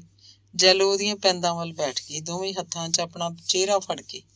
ਦੂਜੇ ਬਿੰਦੀ ਉਹਦੀ ਰਜਾਈ ਖਿੱਚੀ। ਪਿੰਦਰੇ, ਬੋਲਣਾ ਨਹੀਂ ਮੇਰੇ ਨਾਲ। ਉਹ ਪਈ ਪਈ ਅੱਖਾਂ ਭਰ ਆਈ। ਜੈਲੋ ਉਹਦੇ ਵੱਲ ਝਾਕੀ, ਫਿਰ ਪੁੱਛਿਆ, ਕਿਉਂ ਨਹੀਂ, ਗੱਲ ਤਾਂ ਦੱਸ। ਹੁਣ ਉਹਦੇ ਮੂੰਹੋਂ ਵੀ ਕੋਈ ਦੱਬੀ ਜਿਹੀ ਆਵਾਜ਼ ਨਿਕਲ ਰਹੀ ਸੀ, ਜਿਵੇਂ ਕੋਈ ਬੇਜ਼ਬਾਨ ਘਾਇਲ ਪਸ਼ੂ ਕਰਾ ਰਿਹਾ ਹੋਵੇ। ਜੈਲੋ ਨੇ ਉਹਨੂੰ ਪਹੁੰਚੇ ਤੋਂ ਫੜ ਕੇ ਬੈਠੀ ਕਰ ਲਿਆ। ਉਹਨੂੰ ਇਸ ਪ੍ਰਕਾਰ ਰੋਂਦੀ ਦੇਖ ਕੇ ਉਹ ਵੀ ਭੈਮਾਨ ਜੀ ਬੈਠੀ ਸੀ। ਜੈਲੋ ਕਹਿੰਦੀ, ਪਿੰਦਰੇ, ਤੈਨੂੰ ਸਹੁੰ ਲੱਗੇ, ਤੂੰ ਗੱਲ ਦੱਸ ਕੀ ਆ? ਜੋ ਬਣਿਆ ਮੈਂ ਕਰੂੰਗੀ। ਪੁਸ਼ਪਿੰਦਰ ਨੇ ਅੱਖਾਂ ਪੂੰਝ ਲਈਆਂ, ਚੁੱਪ ਹੋ ਗਈ। ਫਿਰ ਦੱਸਣ ਲੱਗੀ, ਬਾਪੂ ਜੀ ਗਏ ਅੱਜ। ਕਿੱਥੇ? ਮਹਿਮਾ ਸਰਕਾਰੀ ਨੂੰ। ਉੱਥੇ ਮੁੰਡਾ ਹੈ ਕੋਈ, ਦੇਖ ਲਿਆ, ਦੇਖ ਗਿਆ ਸੀ ਮੈਨੂੰ, ਹਾਂ ਕਰ ਗਿਆ ਸੀ। ਹੁਣ ਮੇਰੀ ਜਾਨ 'ਚ ਵਿਆਹ ਨੂੰ ਕਹਿਣ ਗਏ ਆ। ਫਿਰ ਤੇਰੀ ਕੀ ਸਲਾਹ ਹੈ? ਨਸੀਬ ਵੀ ਆਇਆ ਹੋਇਆ? ਜੈਲੋ ਨੇ ਪੁਸ਼ਪਿੰਦਰ ਤੇ ਨਸੀਬ ਦੇ ਗੁਪਤ ਸੰਬੰਧਾਂ ਦਾ ਪਤਾ ਸੀ। ਪੁਸ਼ਪਿੰਦਰ ਨੇ ਆਪ ਹੀ ਉਹਨੂੰ ਇੱਕ ਦਿਨ ਦੱਸ ਦਿੱਤਾ ਸੀ। ਜੈਲੋ ਵਿਸ਼ਵਾਸ ਵਾਲੀ ਕੁੜੀ ਸੀ, ਪੁਸ਼ਪਿੰਦਰ ਦੀ ਚੰਗੀ ਸਹੇਲੀ। ਜੈਲੋ ਤਾਂ ਖੂਹ ਸੀ, ਉਹਦੇ ਕੋਲ ਕੀਤੀ ਗੱਲ ਭੋਰਾ ਭਰ ਵੀ ਕਿਧਰੇ ਬਾਹਰ ਨਹੀਂ ਸੀ ਨਿਕਲਦੀ। ਇੱਕ ਦਿਨ ਵੇਗ ਜੇ ਚਾਹ ਕੇ ਪੁਸ਼ਪਿੰਦਰ ਨੇ ਉਹਨੂੰ ਸਭ ਦੱਸਤਾ ਸੀ। ਹਾਂ, ਕੱਲ ਰਾਤ ਆਇਆ ਸੀ, ਅੱਜ ਸਵੇਰੇ ਮੂੰਹ ਨੇਰੇ ਮੈਨੂੰ ਮਿਲ ਕੇ ਗਿਆ। ਪਤਾ ਨਹੀਂ ਲੱਗਿਆ ਘਰੇ ਕਿਸੇ ਨੂੰ? ਨਾ, ਬੈਠਕ 'ਚ ਪਈ ਸੀ, ਇੱਥੇ ਹੀ ਆਇਆ, ਗੱਲ ਕੀਤੀ, ਚਲਾ ਗਿਆ। ਰਾਮਪੁਰੇ ਨੂੰ ਗਿਆ, ਡੀਕਦਾ ਹੋ ਮੈਨੂੰ ਪ੍ਰੋਫੈਸਰ ਦੇ ਘਰ। ਕਿਹੜੇ ਪ੍ਰੋਫੈਸਰ ਦੇ? ਸੱਜਣ ਸਿੰਘ ਦੇ। ਇੱਕੋ ਦਾ ਪ੍ਰੋਫੈਸਰ ਆਪਣਾ, ਹੋਰ ਕੌਣ ਹੈ ਇਸ ਦੁਨੀਆ 'ਚ? ਮੈਨੂੰ ਜਾਣ ਹੀ ਨਹੀਂ ਦਿੱਤਾ ਮਾਂ ਨੇ। ਉਹ ਉੱਥੇ ਬੈਠਾ ਹੋਣਾ, ਪਤਾ ਨਹੀਂ ਕੀ ਸੋਚਦਾ ਹੋਊਗਾ। ਹੁਣ ਫੇਰ ਬਾਪੂ ਜੀ ਜੇ ਵਿਆਹ ਦੀ ਤਰੀਕ ਬੰਨ ਆਏ, ਫੇਰ ਜੇ ਮੱਲੋ ਮੱਲੀ ਵਿਆਹ ਵੀ ਹੋ ਗਿਆ ਤਾਂ ਕੀ ਕਰੂੰਗੀ ਮੈਂ? ਵਿਆਹ ਕਿਵੇਂ ਹੋ ਜੂ? ਤੂੰ ਚਾਹੇਂਗੀ ਤਾਂ ਹੀ ਹੋਊ। ਮੇਰੇ ਚਾਹੁਣ ਦਾ ਕੀ ਹੈ? ਇਹ ਤਾਂ ਮੈਂ ਦੱਸ ਦਿੰਦੀ ਹਾਂ। ਦੱਸ। ਪੁਸ਼ਪਿੰਦਰ ਦੀਆਂ ਅੱਖਾਂ ਚਿਰਾਗ ਵਾਂਗ ਬਲ ਉੱਠੀਆਂ। ਉਹ ਸਿੱਧੀ ਹੋ ਕੇ ਬੈਠ ਗਈ। ਮੈਂ ਸਿੱਧੀ ਚਿੱਠੀ ਲਿਖ ਦਿੰਦੀ ਹਾਂ ਉਸ ਮੁੰਡੇ ਨੂੰ, ਸਾਰੀ ਗੱਲ ਸਾਫ਼-ਸਾਫ਼ ਲਿਖ ਦੂੰਗੀ। ਬਈ ਹਾਂ, ਇਹ ਠੀਕ ਹੈ, ਐਂ ਕਰਦੀ ਹਾਂ। ਦੇਵਾਂ ਲਿਫਾਫਾ? ਮੁੰਡੇ ਦਾ ਨਾਂ ਕੀ ਹੈ? ਪਤਾ ਹੈ? ਹਾਂ, ਪੂਰਾ ਐਡਰੈਸ ਲਿਖਾ ਦਿੰਦੀ ਹਾਂ। ਗੁਰਜੰਟ ਸਿੰਘ, FCI ਇੰਸਪੈਕਟਰ, ਪਿੰਡ ਦੇ ਡਾਕਖਾਨਾ ਮਹਿਮਾ ਸਰਕਾਰੀ, ਵਾਇਆ ਗੁਣਿਆਣਾ, ਜ਼ਿਲ੍ਹਾ ਬਠਿੰਡਾ। ਬਸ ਬਹੁਤ ਆ, ਚਿੱਠੀ ਉਹਨੂੰ ਮਿਲ ਜੂ। ਲਿਫਾਫਾ ਲੈ ਕੇ ਜੈਲੋ ਚਿੱਠੀ ਲਿਖਣ ਲੱਗੀ। ਨਸੀਬ ਸੰਬੰਧੀ ਸਭ ਲਿਖਤਾ, ਇੱਥੋਂ ਤੱਕ ਵੀ ਕਿ ਪੁਸ਼ਪਿੰਦਰ ਦਾ ਵਿਆਹ ਨਸੀਬ ਨਾਲ ਹੋਏਗਾ। ਇਹਨਾਂ ਦਾ ਕੋਈ ਸਾਲਾਂ ਤੋਂ ਸੰਬੰਧ ਹੈ। ਚਿੱਠੀ ਦੇ ਅੰਤ ਵਿੱਚ ਕਿਸੇ ਦਾ ਨਾਂ ਨਹੀਂ ਲਿਖਿਆ। ਜੈਲੋ ਨੇ ਆਪਣੇ ਘਰ ਜਾ ਕੇ ਕੋਈ ਬਹਾਨਾ ਲਾਇਆ। ਰਾਮਪੁਰੇ ਨੂੰ ਬੱਸਾਂ ਆਮ ਜਾਂਦੀਆਂ ਸੀ। ਉਹ ਭਾਈ ਰੂਪੇ ਜਾ ਕੇ ਬੱਸ ਚੜ੍ਹੀ। ਰਾਮਪੁਰੇ ਡਾਕਖਾਨੇ ਦੇ ਲੈਟਰ ਬਾਕਸ 'ਚ ਚਿੱਠੀ ਪਾ ਆਈ। ਉਹ ਪ੍ਰੋਫੈਸਰ ਸੱਜਣ ਸਿੰਘ ਦੇ ਘਰ ਵੀ ਗਈ। ਨਸੀਬ ਉੱਥੇ ਨਹੀਂ ਸੀ। ਉਹਨੇ ਪ੍ਰੋਫੈਸਰ ਤੋਂ ਉਹਦੀ ਬਾਬਤ ਪੁੱਛਿਆ ਵੀ, ਪਰ ਨਸੀਬ ਤਾਂ ਬਾਜ਼ਾਰ ਗਿਆ, ਕਿੰਨੀ ਦੇਰ ਤੋਂ ਮੁੜਿਆ ਹੀ ਨਹੀਂ। ਪ੍ਰੋਫੈਸਰ ਕੀ ਦੱਸਦਾ? ਪ੍ਰੋਫੈਸਰ ਨੇ ਇੰਨੀ ਗੱਲ ਜ਼ਰੂਰ ਪੁੱਛੀ, ਤੂੰ ਭਾਈ ਜਰਨੈਲ ਨਸੀਬ ਬਾਰੇ ਕਿਉਂ ਪੁੱਛ ਰਹੀ ਹੈ? ਤੈਨੂੰ ਉਹਦੇ ਤਾਂ ਹੀ ਕੰਮ ਹੈ ਕੋਈ? ਹਾਂ ਸਰ, ਪੁਸ਼ਪਿੰਦਰ ਨੇ ਮੈਨੂੰ ਭੇਜਿਆ। ਉਹਨੂੰ ਤਾਂ ਉਹਦੇ ਘਰਦਿਆਂ ਨੇ ਆਉਣ ਹੀ ਨਹੀਂ ਦਿੱਤਾ। ਨਸੀਬ ਨੂੰ ਇਹੀ ਦੱਸਣਾ ਸੀ। ਉਹ ਤੁਹਾਡਾ ਭਲਾ ਹੋ ਜੇ। ਪ੍ਰੋਫੈਸਰ ਨੇ ਕਿਤਾਬ ਮੇਜ਼ ਤੇ ਮੁੱਧੀ ਮਾਰ ਕੇ ਆਪਣੀ ਐਨਕ ਉਭਾਰ ਲਈ ਤੇ ਸ਼ੀਸ਼ਿਆਂ ਨੂੰ ਰੁਮਾਲ ਨਾਲ ਸਾਫ਼ ਕਰਨ ਲੱਗਿਆ। ਆਪਣੇ ਖੱਬੇ ਗੋਡੇ ਨੂੰ ਹੱਥ ਨਾਲ ਪਲੋਸਦਾ ਕਹਿੰਦਾ, ਮੈਂ ਵੀ ਤਾਂ ਪੁਸ਼ਪਿੰਦਰ ਨੂੰ ਹੀ ਡਿੱਕੀ ਜਾਂਦਾ ਕੁੜੀਏ। ਮੈਂ ਤਾਂ ਆ ਬੈਠਾ, ਛੁੱਟੀ ਵੀ ਲਈ ਹੋਈ ਹੈ। ਹੋਰ ਦੱਸੋ? ਤੇ ਫਿਰ ਅਫਸੋਸ ਕਰਨ ਲੱਗਿਆ, ਲੈ ਬਈ, ਹੋਈ ਨਾ ਉਹੀ ਗੱਲ। ਤੇ ਫਿਰ ਜੈਲੋ ਨੇ ਆਖਿਆ, ਤੂੰ ਜਾ ਬੀਬਾ। ਜੈਲੋ ਨੂੰ ਆਖਿਆ, ਤੂੰ ਜਾ ਬੀਬਾ ਪਿੰਡ ਨੂੰ, ਦਿਨ ਢਲ ਗਿਆ ਹੈ, ਮੈਂ ਦੱਸ ਦੂੰ ਨਸੀਬ ਨੂੰ। ਆਊਗਾ ਤਾਂ ਇੱਥੇ ਕਦੋਂ ਆਵੇ? ਸਰ, ਤੁਸੀਂ ਨਸੀਬ ਨੂੰ ਇੰਨੀ ਗੱਲ ਆਖ ਦਿਓ ਵੀ ਉਹ ਪਿੰਡ ਆ ਜੇ, ਮੈਨੂੰ ਮਿਲੇ। ਮੈਂ ਕੀ ਕਰੂੰ ਗੱਲ ਉਹਦੇ ਨਾਲ? ਹੁਣ ਜਦੋਂ ਪ੍ਰੋਫੈਸਰ ਜੈਲੋ ਦੀ ਦਲੇਰੀ ਵੇਖ ਕੇ ਬਹੁਤ ਖੁਸ਼ ਹੋਇਆ। ਕਹਿਣ ਲੱਗਾ, ਜਦੋਂ ਤੂੰ ਕੁੜੀਏ ਸਾਡੇ ਨਾਲ ਆ, ਫੇਰ ਕਿਵੇਂ ਨਾ ਹੋਵੇ ਇਹ ਕੰਮ। ਜੈਲੋ ਦਿਨ ਛਿਪਣ ਤੱਕ ਕੋਠੀ ਪਹੁੰਚ ਗਈ। ਪਹਿਲਾਂ ਪੁਸ਼ਪਿੰਦਰ ਕੋਲ ਗਈ, ਸਾਰੀ ਗੱਲ ਦੱਸੀ। ਉਹਦੀਆਂ ਗੱਲਾਂ ਸੁਣ ਕੇ ਪੁਸ਼ਪਿੰਦਰ ਨੂੰ ਸੌਖਾ ਸਾਹ ਆਇਆ, ਪਰ ਬਾਰ-ਬਾਰ ਇਹੀ ਪੁੱਛੀ ਜਾਏ ਵੀ ਚਿੱਠੀ ਚੰਗੀ ਤਰ੍ਹਾਂ ਬੰਦ ਕਰਕੇ ਪੋਸਟ ਕਰਤੀ। ਪਰ ਹੋਣੀ ਤਾਂ ਆਪਣੀ ਖੇਡ ਚੁੱਕੀ ਸੀ। ਬੰਦਾ ਕਿੰਨੀਆਂ ਵਿਉਂਤਾਂ ਬਣਾਉਂਦਾ, ਬੰਨ ਨੂੰ ਬੰਨ੍ਹਦਾ, ਦਿਮਾਗੀ ਚਾਲਾਂ ਚੱਲਦਾ, ਪਰ ਚੁਸਤੀਆਂ ਚਲਾਕੀਆਂ ਸਭ ਧਰੀਆਂ ਧਰਾਈਆਂ ਰਹਿ ਜਾਂਦੀਆਂ। ਜਰਵਾਣੇ ਉਦੋਂ ਵੱਧ ਚਲਾਕ ਹੁੰਦੇ ਆ। ਜ਼ੁਲਮ ਦੇ 4 ਅੱਖਾਂ ਹੁੰਦੀਆਂ। ਸੱਚਾਈ ਤਾਂ ਅੰਨੀ ਹੋ ਕੇ ਬੈਠੀ ਰਹਿ ਜਾਂਦੀ ਹੈ। ਸ਼ਰਧਾ ਤਾਂ ਵਿਸ਼ਵਾਸ ਦੀ ਦਲਦਲ 'ਚ ਫਸੀ ਦੀ ਫਸੀ ਰਹਿ ਜਾਂਦੀ ਹੈ। ਹੋਣੀ ਸਭ ਮੁੱਦੇ ਮਾਰ ਦਿੰਦੀ ਹੈ। ਤੀਜੇ ਦਿਨ ਨਸੀਬ ਦੀ ਕਾਵਾਂ ਕੁੱਤਿਆਂ ਨੇ ਹਾਲ ਖਰਾਬ ਕੀਤੀ। ਲਾਸ਼ ਪਿੰਡ ਆਈ। ਪੁਸ਼ਪਿੰਦਰ ਨੂੰ ਪਤਾ ਲੱਗਿਆ, ਦੰਦਲ ਪੈ ਗਈ। ਮਾਂ ਧੂਣੀਆਂ ਧੁਕਾਉਂਦੀ ਫਿਰਿਆ ਕਿ ਕੁੜੀ ਨੂੰ ਤਾਂ ਕਿਸੇ ਦੀ ਕਸਰ ਹੋ ਗਈ। ਦੰਦਲ ਭੰਨਦੇ ਫੇਰ ਪੈ ਜਾਂਦੀ। ਦਿਆਲੋ ਤੇ ਹਰਦਿੱਤ ਸਿੰਘ ਨੂੰ ਇਸ ਗੱਲ ਦਾ ਸੰਸਾ ਨਹੀਂ ਸੀ ਵੀ ਕੁੜੀ ਦਾ ਇਹ ਹਾਲ ਕਿਉਂ ਹੋ ਰਿਹਾ। ਉਹ ਕਿੰਨੀ ਔਖੀ ਹੈ, ਕਿਧਰੇ ਉਹਦੀ ਜਾਨ ਹੀ ਨਾ ਨਿਕਲ ਜਾਏ। ਉਹਨਾਂ ਨੂੰ ਵੱਡਾ ਭੈ ਇਹ ਸੀ ਕਿ ਕੁੜੀ ਦੇ ਮੂੰਹ ਨਸੀਬ ਦਾ ਨਾਂ ਨਾ ਬਕਿਆ ਜਾਵੇ। ਅਜਿਹਾ ਕੁਝ ਹੋ ਗਿਆ ਤਾਂ ਖਾਨਦਾਨ ਦੀ ਇੱਜ਼ਤ ਮਾਰੀ ਜਾਊ। ਲੋਕ ਪਤਾ ਨਹੀਂ ਕੀ ਗੱਲਾਂ ਕਰਨਗੇ। ਜੈਲੇ ਨੇ ਸੁਣਿਆ ਤਾਂ ਭੱਜੀ ਭੱਜੀ ਪੁਸ਼ਪਿੰਦਰ ਕੋਲ ਆਈ। ਉਹਦਾ ਇਹ ਹਾਲ ਦੇਖ ਕੇ ਉਹਨੂੰ ਸਾਂਭਣ ਲੱਗੀ। अंग चौथा। नसीब ਦੇ ਕਤਲ ਦੀ ਖਬਰ ਪੰਜਾਬੀ ਅਖਬਾਰਾਂ 'ਚ ਛਪੀ। ਅਖੇ ਪੁਲਿਸ ਨੇ ਕੇਸ ਦਰਜ ਕਰ ਲਿਆ ਹੈ। ਜਾਂਚ ਪੜਤਾਲ ਜਾਰੀ ਹੈ। ਕੋਈ ਪਤਾ ਨਾ ਲੱਗਿਆ ਕਿਹਨੇ ਕਤਲ ਕੀਤਾ, ਕਿਉਂ ਕੀਤਾ। ਨਸੀਬ ਦੇ ਦਾਹ ਸੰਸਕਾਰ ਤੋਂ 15-20 ਦਿਨਾਂ ਬਾਅਦ ਹਰਦੀਪ ਸਿੰਘ ਫਿਰ ਮਹਿਮਾ ਸਰਕਾਰੀ ਗਿਆ। ਮੁੰਡਾ ਘਰ ਹੀ ਸੀ। ਹਰਦੀਪ ਸਿੰਘ ਨੇ ਲੱਖ ਯਤਨ ਕੀਤਾ, ਪਰ ਉਹ ਮੁੰਡਾ ਤਾਂ ਕਿਸੇ ਤਰ੍ਹਾਂ ਵੀ ਰਾਹ ਤੇ ਨਹੀਂ ਆ ਰਿਹਾ ਸੀ। ਟਾਲੇ ਜਿਹੇ ਲਾਉਂਦਾ, ਬਹਾਨੇ ਬਣਾਉਂਦਾ। ਹਰਦੀਪ ਸਿੰਘ ਨੇ ਜਦੋਂ ਖਹਿੜਾ ਹੀ ਨਹੀਂ ਛੱਡਿਆ ਤਾਂ ਮੁੰਡੇ ਨੇ ਤੋੜ ਕੇ ਜਵਾਬ ਦਿੱਤਾ, ਆਖੇ ਮੈਨੂੰ ਇਹ ਰਿਸ਼ਤਾ ਮਨਜ਼ੂਰ ਨਹੀਂ। ਕਿਉਂ ਬਈ? ਹਰਦੀਪ ਸਿੰਘ ਨੇ ਢਾਲਾ ਹੋ ਕੇ ਪੁੱਛਿਆ। ਕਿਉਂ ਕੀ? ਬਸ ਨਹੀਂ। ਮੁੰਡੇ ਨੇ ਗੰਢ ਨਹੀਂ ਖੋਲੀ। ਜੈਲੋ ਦੀ ਪੋਸਟ ਕੀਤੀ ਚਿੱਠੀ ਗੁਰਚਰਨ ਸਿੰਘ ਨੂੰ ਮਿਲ ਚੁੱਕੀ ਸੀ। ਉਹ ਕਿਵੇਂ ਹਾਂ ਕਹਿੰਦਾ? ਚਿੱਠੀ ਪੜ੍ਹ ਕੇ ਤਾਂ ਉਹਦੇ ਦਿਮਾਗ 'ਚ 100 ਤਰ੍ਹਾਂ ਦੀਆਂ ਉਲਝਣਾਂ ਪੈਦਾ ਹੋ ਚੁੱਕੀਆਂ ਹੋਣਗੀਆਂ। ਉਹਨੇ ਫੇਰ ਨਸੀਬ ਸਿੰਘ ਦੇ ਕਤਲ ਦੀ ਖਬਰ ਵੀ ਪੜ੍ਹ ਲਈ ਹੋਏਗੀ। ਇਹ ਖਬਰ ਪੜ੍ਹ ਕੇ ਤਾਂ ਕੋਈ ਹੋਰ ਵੀ ਦਹਿਲ ਗਿਆ। ਸੋਚਦਾ ਹੋਊਗਾ ਵੀ ਜਿਸ ਕੁੜੀ ਪਿੱਛੇ ਕਿਸੇ ਦਾ ਕਤਲ ਤੱਕ ਵੀ ਹੋ ਸਕਦਾ ਹੈ, ਕੀ ਪਤਾ ਉਹ ਕੁੜੀ ਕਿਸ ਕਿਸਮ ਦੀ ਹੋਵੇ। ਉਹਨੇ ਕੀ ਲੈਣਾ ਅਜਿਹੀ ਕੁੜੀ ਨਾਲ ਫਸ ਕੇ। ਹਰਦੀਪ ਸਿੰਘ ਨਿਰਾਸ਼ ਪਰੇਸ਼ਾਨ ਪਿੰਡ ਨੂੰ ਮੁੜ ਆਇਆ। ਉਹਦੇ ਆਉਂਦੇ ਨੂੰ ਪੁਸ਼ਪਿੰਦਰ ਘਰ 'ਚ ਨਹੀਂ ਸੀ। ਹਰਿੰਦਰ ਨੂੰ ਨਾਲ ਲੈ ਕੇ ਪਟਿਆਲੇ ਚਲੀ ਗਈ। ਆਪਣਾ ਸਾਰਾ ਕੱਪੜਾ ਲੱਤਾ, ਕੁੱਲ ਚੀਜ਼ ਵਸਤ ਨਾਲ ਲੈ ਕੇ ਮਾਂ ਤੋਂ ਨਾਬਰ ਹੋ ਕੇ ਜਾਂਦੀ ਹੋਈ ਕਹਿ ਗਈ, ਕੁਛ ਕਰੀ ਜਾਓ, ਮੈਂ ਵਿਆਹ ਵੂ ਨਹੀਂ ਕਰਾਉਣਾ ਹਾਲੇ। ਮੈਂ ਤਾਂ ਆਪਦੀ MA ਕਰਨੀ ਹੈ। ਉੱਥੇ ਬੈਂਕ 'ਚ ਮੇਰੇ ਕੋਲ 1000 ਰੁਪਈਆ ਹੈਗਾ ਹਾਲੇ। ਮੁੱਕੇ ਤੋਂ ਹਰਿੰਦਰ ਨੂੰ ਚਿੱਠੀ ਲਿਖ ਦੂੰਗੀ। ਹਰਿੰਦਰ ਹੀ ਉੱਥੇ ਮੈਨੂੰ ਦੇ ਆਊਗਾ ਹੋਰ ਪੈਸੇ। ਮੈਂ ਨਹੀਂ ਆਉਣਾ ਬਸ ਹੁਣ ਇੱਥੇ ਕਦੇ। ਜੇ ਮੈਨੂੰ ਕੋਈ ਤੜੀ ਦਿਖਾਈ ਤਾਂ ਹੋਰ ਕਿਧਰੇ ਉੱਠ ਜਾਊ। ਮੈਂ ਆਪਣੀ ਜ਼ਿੰਦਗੀ ਦੀ ਆਪ ਮਾਲਕ ਹਾਂ। ਜਦੋਂ ਜੀ ਕਰੂਗਾ ਵਿਆਹ ਕਰਾ ਲੂੰਗੀ, ਜਿੱਥੇ ਜੀ ਕਰੂ ਉੱਥੇ ਕਰਾਊਂ। ਮੈਂ ਬੰਨੀ ਹੋਈ ਨਹੀਂ ਕਿਸੇ ਦੀ। ਮੈਨੂੰ ਤੰਗ ਕੀਤਾ ਤਾਂ ਥੋੜੀ ਮਿੱਟੀ ਪੱਟੀ ਜਾਊ। ਇਹ ਆਪਦਾ ਸੋਚ ਲਿਓ। ਕਹਿ ਦਈ ਇਹ ਸਭ ਬੇਸ਼ੱਕ ਬਾਪੂ ਜੀ ਨੂੰ। ਪਟਿਆਲੇ ਜਾਣ ਤੋਂ ਇੱਕ ਦਿਨ ਪਹਿਲਾਂ ਉਹਨੇ ਆਪਣੇ ਭਰਾ ਹਰਿੰਦਰ ਕੋਲ ਸਾਰਾ ਦੁੱਖ ਰੋਇਆ। ਉਹਨੇ ਅੱਖਾਂ 'ਚ ਬੁੱਕ ਹੰਝੂ ਵਗਾਏ। ਹਰਿੰਦਰ ਦਾ ਤਾਂ ਉਹਦੇ ਨਾਲ ਪਿਆਰ ਹੀ ਬੜਾ ਸੀ। ਉਹ ਤਾਂ ਉਹਦੇ ਲਈ ਜਾਨ ਕੁਰਬਾਨ ਕਰਨ ਤੱਕ ਜਾਂਦਾ। ਵੱਡੀ ਭੈਣ ਤੇ ਉਹ ਹਰ ਕੰਮ ਆ ਸਕਦਾ ਸੀ। ਸੁੱਖ ਨਾਲ ਹੁਣ ਤਾਂ ਪੂਰਾ ਉਡਾਰ ਸੀ। ਸਾਰੀ ਗੱਲ ਸਮਝਦਾ ਸੀ। ਸਭ ਜਾਣੀ ਜਾਣ ਸੀ। ਭੈਣ ਦਾ ਦੁੱਖ ਤੋਂ ਝੱਲਿਆ ਨਾ ਗਿਆ। ਕਹਿੰਦਾ, ਪਿੰਦਰੇ ਤੂੰ ਮੈਨੂੰ ਦੱਸ ਕੀ ਕਰ ਸਕਦਾ ਮੈਂ ਤੇਰੀ ਖਾਤਰ। ਮੈਨੂੰ ਬਸ ਪਟਿਆਲੇ ਛੱਡਿਆ। ਮੇਰੇ ਨਾਲ ਚੱਲ ਵੀਰ ਬਣ ਕੇ। ਇਕੱਲੀ ਵੀ ਚਲੀ ਜਾਵਾਂ ਪਰ ਹਿੰਮਤ ਨਹੀਂ ਰਹੀ ਮੇਰੇ 'ਚ। ਮੈਂ ਥੱਕ ਗਈ ਹਾਂ। ਮੈਨੂੰ ਕੇਰਾਂ ਪਟਿਆਲੇ ਵੜਦੀ ਕਰ ਦੇ। ਉੱਥੇ ਕਿਤਾਬਾਂ 'ਚ ਜੀ ਲੱਗ ਜੂ ਮੇਰਾ। MA ਵੀ ਕਰ ਲੂੰਗੀ। ਉਹਨੇ ਚਿੱਤ 'ਚ ਆਖਿਆ, ਇਹ MA ਕਰਨ ਦੀ ਡਿਊਟੀ ਮੈਨੂੰ ਉਸ ਨਿਮਾਣੇ ਦੀ ਲਾਈ ਹੋਈ ਆ। ਇੰਨੀ ਕੁ ਡਿਊਟੀ ਤਾਂ ਭੁਗਤਾ ਦਿਆਂ। ਭਾਵੇਂ ਕਿ ਘਰ ਦਾ ਸਾਰਾ ਪੈਸਾ ਟਕਾ ਉਹ ਪਿੰਡ ਦੀ ਬੈਂਕ 'ਚ ਰਾਮਪੁਰ ਫੂਲ ਦੀ ਇੱਕ ਬੈਂਕ 'ਚ ਰੱਖਦੇ ਸੀ, ਪਰ ਘਰ 'ਚ 1500 ਤਾਂ ਹਮੇਸ਼ਾ ਹੀ ਖੁੱਲ੍ਹਾ ਪਿਆ ਰਹਿੰਦਾ। ਇੱਧਰ ਉੱਧਰ ਕਿਸੇ ਪੇਟੀ ਟਰੰਕ 'ਚ ਜਾਂ ਕਦੇ ਕਦੇ ਕਿਸੇ ਪੀਪੇ ਬਾਲਣੀ ਵਿੱਚ ਹੀ। ਦਿਆਲੋ ਨੂੰ ਹੀ ਉਹਦਾ ਪਤਾ ਹੁੰਦਾ। ਹਰਦੀਪ ਸਿੰਘ ਵੀ ਦਿਆਲੋ ਤੋਂ ਪੁੱਛ ਕੇ ਪੈਸੇ ਲੈਂਦਾ। ਪਟਿਆਲੇ ਜਾਣ ਲਈ ਹੁਣ ਹਰਿੰਦਰ ਨੇ ਮਾਂ ਤੋਂ 500 ਰੁਪਇਆ ਵੀ ਲੈ ਲਿਆ। ਵੱਧ ਪੈਸੇ ਕੋਲ ਚੰਗੇ ਹੀ ਹੁੰਦੇ ਆ। ਪਟਿਆਲਾ ਯੂਨੀਵਰਸਿਟੀ ਦੇ ਹੋਸਟਲ 'ਚ ਉਹੀ ਕਮਰਾ ਉਹਨੂੰ ਮਿਲ ਗਿਆ। ਉਹਦਾ ਬਹੁਤਾ ਸਮਾਨ ਤਾਂ ਅਜੇ ਉੱਥੇ ਹੀ ਪਿਆ ਸੀ। ਕੋਈ ਫਰਕ ਨਹੀਂ ਸੀ ਪਿਆ। ਬਸ ਇੰਨਾ ਹੀ ਸੀ ਕਿ ਉਹਦੀ ਕਲਾਸ 'ਚ ਇੰਨੇ ਦਿਨਾਂ ਦੇ ਲੈਕਚਰ ਘੱਟ ਹੋ ਗਏ। ਅਜੇ ਤਾਂ ਸਾਰਾ ਸਾਲ ਪਿਆ ਹੋਇਆ ਸੀ। ਉਹਨੇ ਇਹਨਾਂ ਲੈਕਚਰਾਂ ਦੀ ਘਾਟ ਆਸਾਨੀ ਨਾਲ ਹੀ ਪੂਰੀ ਕਰ ਲੈਣੀ ਸੀ। ਹੋਸਟਲ ਦੀਆਂ ਕੁੜੀਆਂ ਕੋਲ ਉਹਨੇ ਬਹਾਨਾ ਬਣਾਇਆ ਵੀ ਉਹ ਪਿੰਡ ਜਾ ਕੇ ਬਿਮਾਰ ਹੋ ਗਈ ਸੀ, ਇਸੇ ਕਰਕੇ ਉਹ ਇੰਨੇ ਦਿਨ ਆ ਨਹੀਂ ਸਕੀ। ਉਹਦਾ ਚਿਹਰਾ ਠੀਕ ਹੀ ਕਿਸੇ ਖਤਰਨਾਕ ਬਿਮਾਰੀ ਤੋਂ ਉੱਠ ਕੇ ਆਏ ਬੰਦੇ ਜਿਹਾ ਲੱਗਦਾ ਸੀ। ਕੁੜੀਆਂ ਉਹਦੇ ਚਿਹਰੇ ਵੱਲ ਅੱਖਾਂ ਗੱਡ ਗੱਡ ਝਾਕਦੀਆਂ, ਤਰ੍ਹਾਂ ਤਰ੍ਹਾਂ ਦੇ ਅਨੁਮਾਨ ਲਾਉਂਦੀਆਂ, ਪਰ ਕੋਈ ਬੋਲਦੀ ਕੁਝ ਨਾ। ਆਪਣੇ ਕਮਰਿਆਂ 'ਚ ਜਾ ਕੇ ਪਤਾ ਨਹੀਂ ਕੀ ਕੀ ਗੱਲਾਂ ਕਰਦੀਆਂ ਹੋਣਗੀਆਂ। ਸੰਗਰੂਰ ਤੋਂ ਉਹਦੇ ਨਾਲ ਪੜ੍ਹਦੀ ਖੱਤਰੀਆਂ ਦੀ ਕੁੜੀ ਪਦਮਾ ਉਹਦੇ ਭੇਤ ਨੂੰ ਜਾਣਦੀ ਸੀ।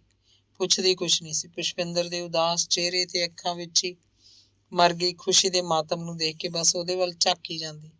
ਵਿੱਚ ਦੀ ਅੱਖਾਂ ਗਹਿਰੀਆਂ ਕਰ ਲੈਂਦੀ। ਇੱਧਰ ਉੱਧਰ ਦੀਆਂ ਬੇਮਤਲਬ ਜੀਆਂ ਗੱਲਾਂ ਕਰਕੇ ਉਹਨੂੰ ਧੀਰਜ ਦੇਣ ਲੱਗੀ। ਹਰਿੰਦਰ ਨੂੰ ਉਹਨੇ ਬਹੁਤ ਹੀ ਮੋਹ ਦਿਖਾਇਆ।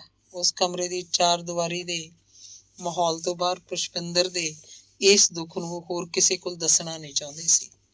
ਹਰਦੀਪ ਸਿੰਘ ਦੀ ਕੋਈ ਪੇਸ਼ ਨਾ ਗਈ। ਮਹਿਮਾ ਸਰਕਾਰੀ ਵਾਲਾ ਮੁੰਡਾ ਹੱਥੋਂ ਨਿਕਲ ਗਿਆ ਤਾਂ ਕੀ ਸੀ, ਮੁੰਡਾ ਤਾਂ ਹੋਰ ਕੋਈ ਮਿਲ ਜਾਂਦਾ। ਪਰ ਪੁਸ਼ਪਿੰਦਰ ਦਾ ਇਸ ਤਰ੍ਹਾਂ ਘਰੋਂ ਚਲੇ ਜਾਣਾ ਉਹਦੇ ਲਈ ਬੜਾ ਅਸਹਿ ਹੋ ਗਿਆ।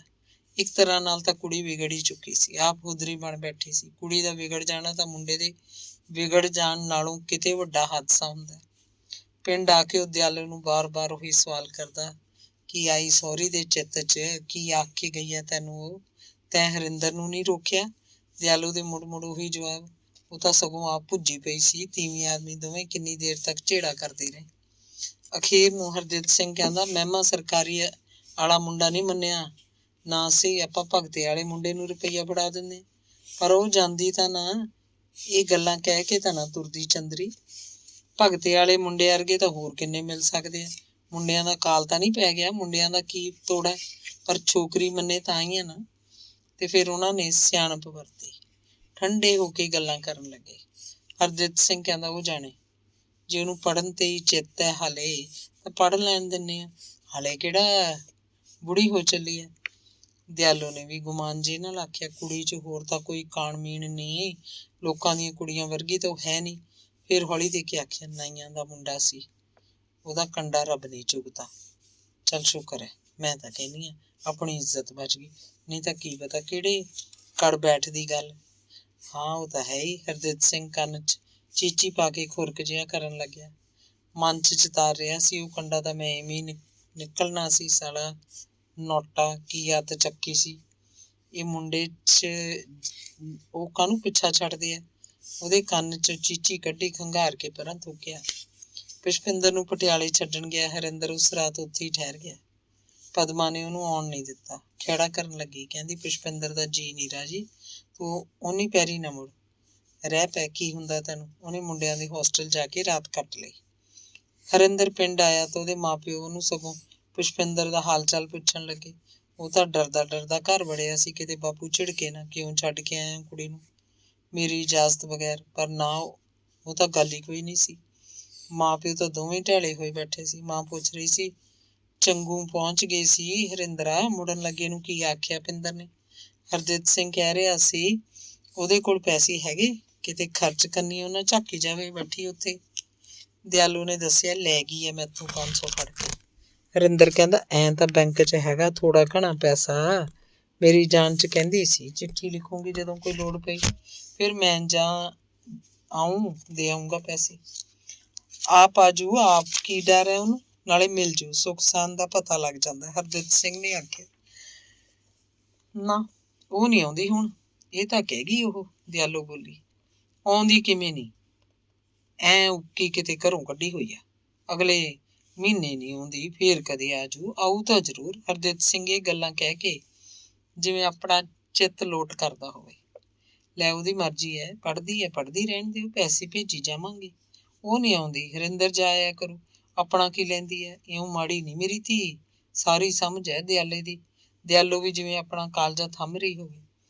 ਹਰਿੰਦਰ ਹਰ ਮਹੀਨੇ ਪਟਿਆਲੇ ਜਾਂਦਾ, ਪੁਸ਼ਪਿੰਦਰ ਨੂੰ ਪੈਸੇ ਦੇ ਆਉਂਦਾ, ਸਰੋਂ ਦੇ ਤੇਲ ਦੀ ਬੋਤਲ, ਕਦੇ ਗੁੜ, ਖੋਏ ਦੀਆਂ ਪਿੰਨੀਆਂ। ਸਿਆਲ ਸੀ, ਲੋਹੜੀ ਨੇੜੇ ਸੀ, ਤਿਲਾਂ ਮੱਕੀ ਦੀਆਂ ਖਿੱਲਾਂ, ਭੁੰਨੀ ਕਣਕ ਦਾ ਕਿੰਨਾ ਹੀ ਕੁਝ ਬਣਵਾ ਕੇ ਪੀਪਾ ਭਰ ਕੇ ਦੇ ਆਇਆ। ਉਹ ਜਦੋਂ ਵੀ ਜਾਂਦਾ ਪਦਮਾ ਉਹਨੂੰ ਰਾਤ ਰਹਿਣ ਲਈ ਆਖਦੀ, ਪਰ ਉਹ ਕਦੇ ਵੀ ਰਾਤ ਨਾਲ ਠਹਿਰਦਾ। ਰਾਤ ਠਹਿਰਨ ਨੂੰ ਕੀ ਸੀ, ਇੰਜ ਕਰਦਿਆਂ ਉਹਨੂੰ ਤਾਂ ਸ਼ਰਮ ਜਿਹੀ ਆਉਂਦੀ।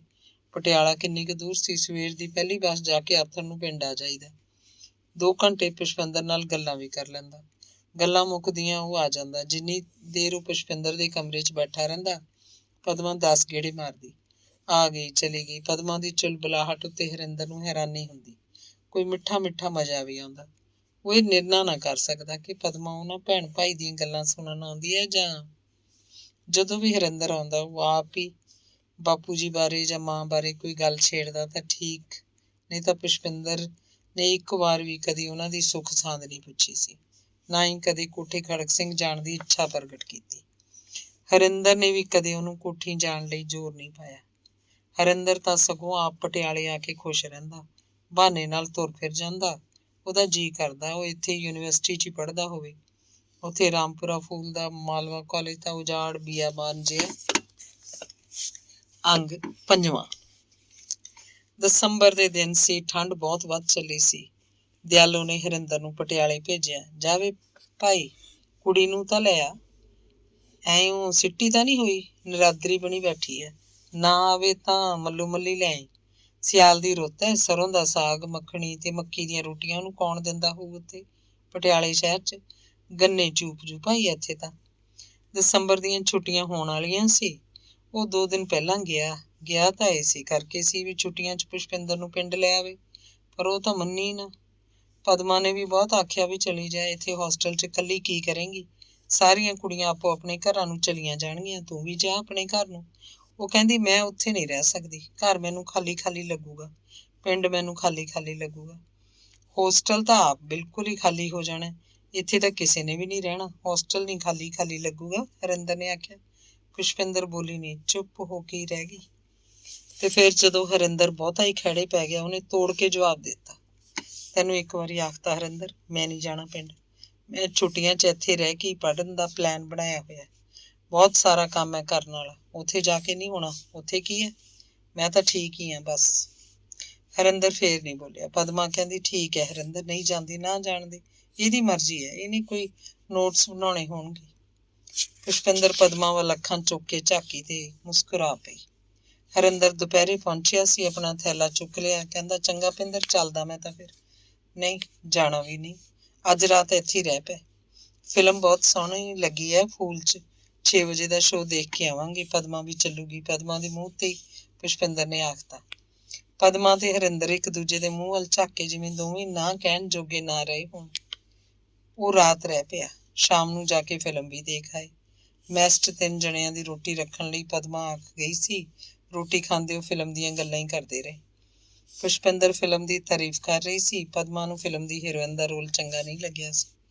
ਹਰਿੰਦਰ ਨੂੰ ਇਹ ਪਿਆਰ ਮੁਹੱਬਤ ਜੀ ਕਹਾਣੀ ਵਾਲੀ ਫਿਲਮ ਉਂਝ ਬਕਵਾਸ ਲੱਗੀ। ਉਹ ਬਾਰ-ਬਾਰ ਇਹੀ ਆਖਦਾ, ਕੀ ਗੱਲ ਹੈ ਇਹਦੇ 'ਚ, ਹਰ ਫਿਲਮ 'ਚ ਇਹੀ ਕੁਛ ਹੁੰਦਾ, ਉਹੀ ਕਹਾਣੀ ਹੁੰਦੀ ਆ, ਬਸ ਤਾਣਾ ਬਾਣਾ ਜਾਂ ਨਵਾਂ ਬੁਣ ਦਿੰਦੇ ਆ, ਉਹੀ ਇੱਕੋ ਕਿਸਮ ਦੇ ਡਾਇਲਾਗ, ਗਾਣਿਆਂ ਦਾ ਇੱਕੋ ਥੀਮ, ਬਸ 2.5-3 ਘੰਟੇ ਜੀ ਜਾ ਲੱਗਿਆ ਰਹਿੰਦਾ ਬੰਦੇ ਦਾ। ਹੋਰ ਕੀ ਹੁੰਦਾ ਇਹਨਾਂ ਫਿਲਮਾਂ 'ਚ। ਪੁਸ਼ਪਿੰਦਰ ਕਹਿੰਦੀ, ਤੈਨੂੰ ਕੀ ਪਤਾ, ਤੂੰ ਤਾਂ ਪੇਂਡੂ ਹੈ। ਤੂੰ ਕਦੋਂ ਦੀ ਫਰਾਂਸੀਸਨ ਬਣ ਗਈ, ਤੂੰ ਵੀ ਤਾਂ ਕੋਠੇ ਖੜਕ ਸਿੰਘ 'ਚੋਂ ਹੀ ਉੱਠ ਕੇ ਆਈ ਹੈ। ਕੀ ਹੋ ਗਿਆ ਜੇ 2 ਦਿਨ ਹਵਾ ਲੱਗ ਗਈ ਪਟਿਆਲੇ ਦੀ। ਹਰਿੰਦਰ ਦੀ ਗੱਲ ਉੱਤੇ ਦੋਵੇਂ ਕੁੜੀਆਂ ਹੱਸਣ ਲੱਗੀਆਂ। ਫਿਰ ਪੁਸ਼ਪਿੰਦਰ ਚੁੱਪ ਹੋ ਕੇ ਗੰਭੀਰਤਾ ਦੇ ਖੂਹ 'ਚ ਉਤਰਨ ਲੱਗੀ। ਪਦਮਾ ਅਜੇ ਤੱਕ ਵੀ ਫਰਾਂਸੀਸਨ ਸ਼ਬਦ ਨੂੰ ਲੈ ਕੇ ਹੱਸ ਰਹੀ ਸੀ। ਪੁਸ਼ਪਿੰਦਰ ਫਿਲਮ ਸੰਬੰਧੀ ਨਹੀਂ ਸੋਚ ਰਹੀ ਹੋਏਗੀ, ਫਿਲਮ ਦੀ ਕਹਾਣੀ ਨੂੰ ਲੈ ਕੇ ਉਹਨੂੰ ਕੋਈ ਹੋਰ ਗੱਲ ਯਾਦ ਆ ਗਈ ਲੱਗਦੀ ਸੀ। ਉਹ ਰੋਟੀ ਛੱਡ ਕੇ ਬੈਠ ਗਈ। ਹਰਿੰਦਰ ਨੇ ਉਹਨੂੰ ਆਪਣੀ ਬੁਰਕੀ ਮੂੰਹ 'ਚ ਪਾਈ ਤੇ ਪੁਸ਼ਪਿੰਦਰ ਦੀ ਬਾਂਹ ਨੂੰ ਹੱਥ ਲਾ ਕੇ ਆਖਿਆ, ਉਹ ਰਿਸ਼ੀਓ, ਰੋਟੀ ਖਾਓ ਮਹਾਦੇਵ। ਪੁਸ਼ਪਿੰਦਰ ਸੋਚਾਂ ਦੇ ਖੂਹ 'ਚੋਂ ਨਿਕਲੀ, ਝੱਟ ਪਲੇਟ ਵੱਲ ਹੱਥ ਵਧਾਇਆ, ਪਦਮਾ ਵੱਲ ਝਾਕ ਕੇ ਮਿੰਨਾ ਮਿੰਨਾ ਮੁਸਕਰਾਈ ਵੀ, 2 ਬੁਰਕੀਆਂ ਹੋਰ ਖਾ ਕੇ ਕਹਿੰਦੀ, ਚਲੋ ਚੱਲੀਏ, ਬਸ ਮੈਂ ਤਾਂ ਨੀਂਦ ਆ ਰਹੀ ਹੈ, ਸੋਹਣਾ ਹੈ ਤਾਂ। ਲਓ ਵੀ ਸੁਣ ਲਓ, ਮਹਾਰਾਣੀ ਜੀ ਨੂੰ 10 ਵਜੇ ਨੀਂਦ ਆ ਰਹੀ ਹੈ, ਪਦਮਾ ਨੇ ਕਿਹਾ ਤੇ ਹੱਸਣ ਲੱਗੀ। ਫਿਰ ਕਹਿੰਦੀ, ਅੱਗੇ ਤਾਂ ਕਦੇ 12 ਤੋਂ ਪਹਿਲਾਂ ਨਹੀਂ ਪਈ ਤੂੰ, ਅੱਜ ਕੀ ਹੋ ਗਿਆ ਹੁਣੇ ਨੀਂਦ। ਹਰਿੰਦਰ ਆਇਆ ਹੋਇਆ, ਗੱਲਾਂ ਮਾਰ ਬੈਠ ਕੇ, ਤੜਕੇ ਨੂੰ ਤਾਂ ਇਹਨੇ ਚਲੇ ਜਾਣਾ। ਪੇਂਡੂ ਇਹ ਕੀ ਗੱਲਾਂ ਮਾਰੂਗਾ। ਪੁਸ਼ਪਿੰਦਰ ਨੇ ਜਿਵੇਂ ਆਪਣੀ ਗੰਭੀਰਤਾ ਨੂੰ ਤੋੜਨਾ ਚਾਹਿਆ ਹੋਵੇ। ਉਹ ਫੇਰ ਹੱਸੇ।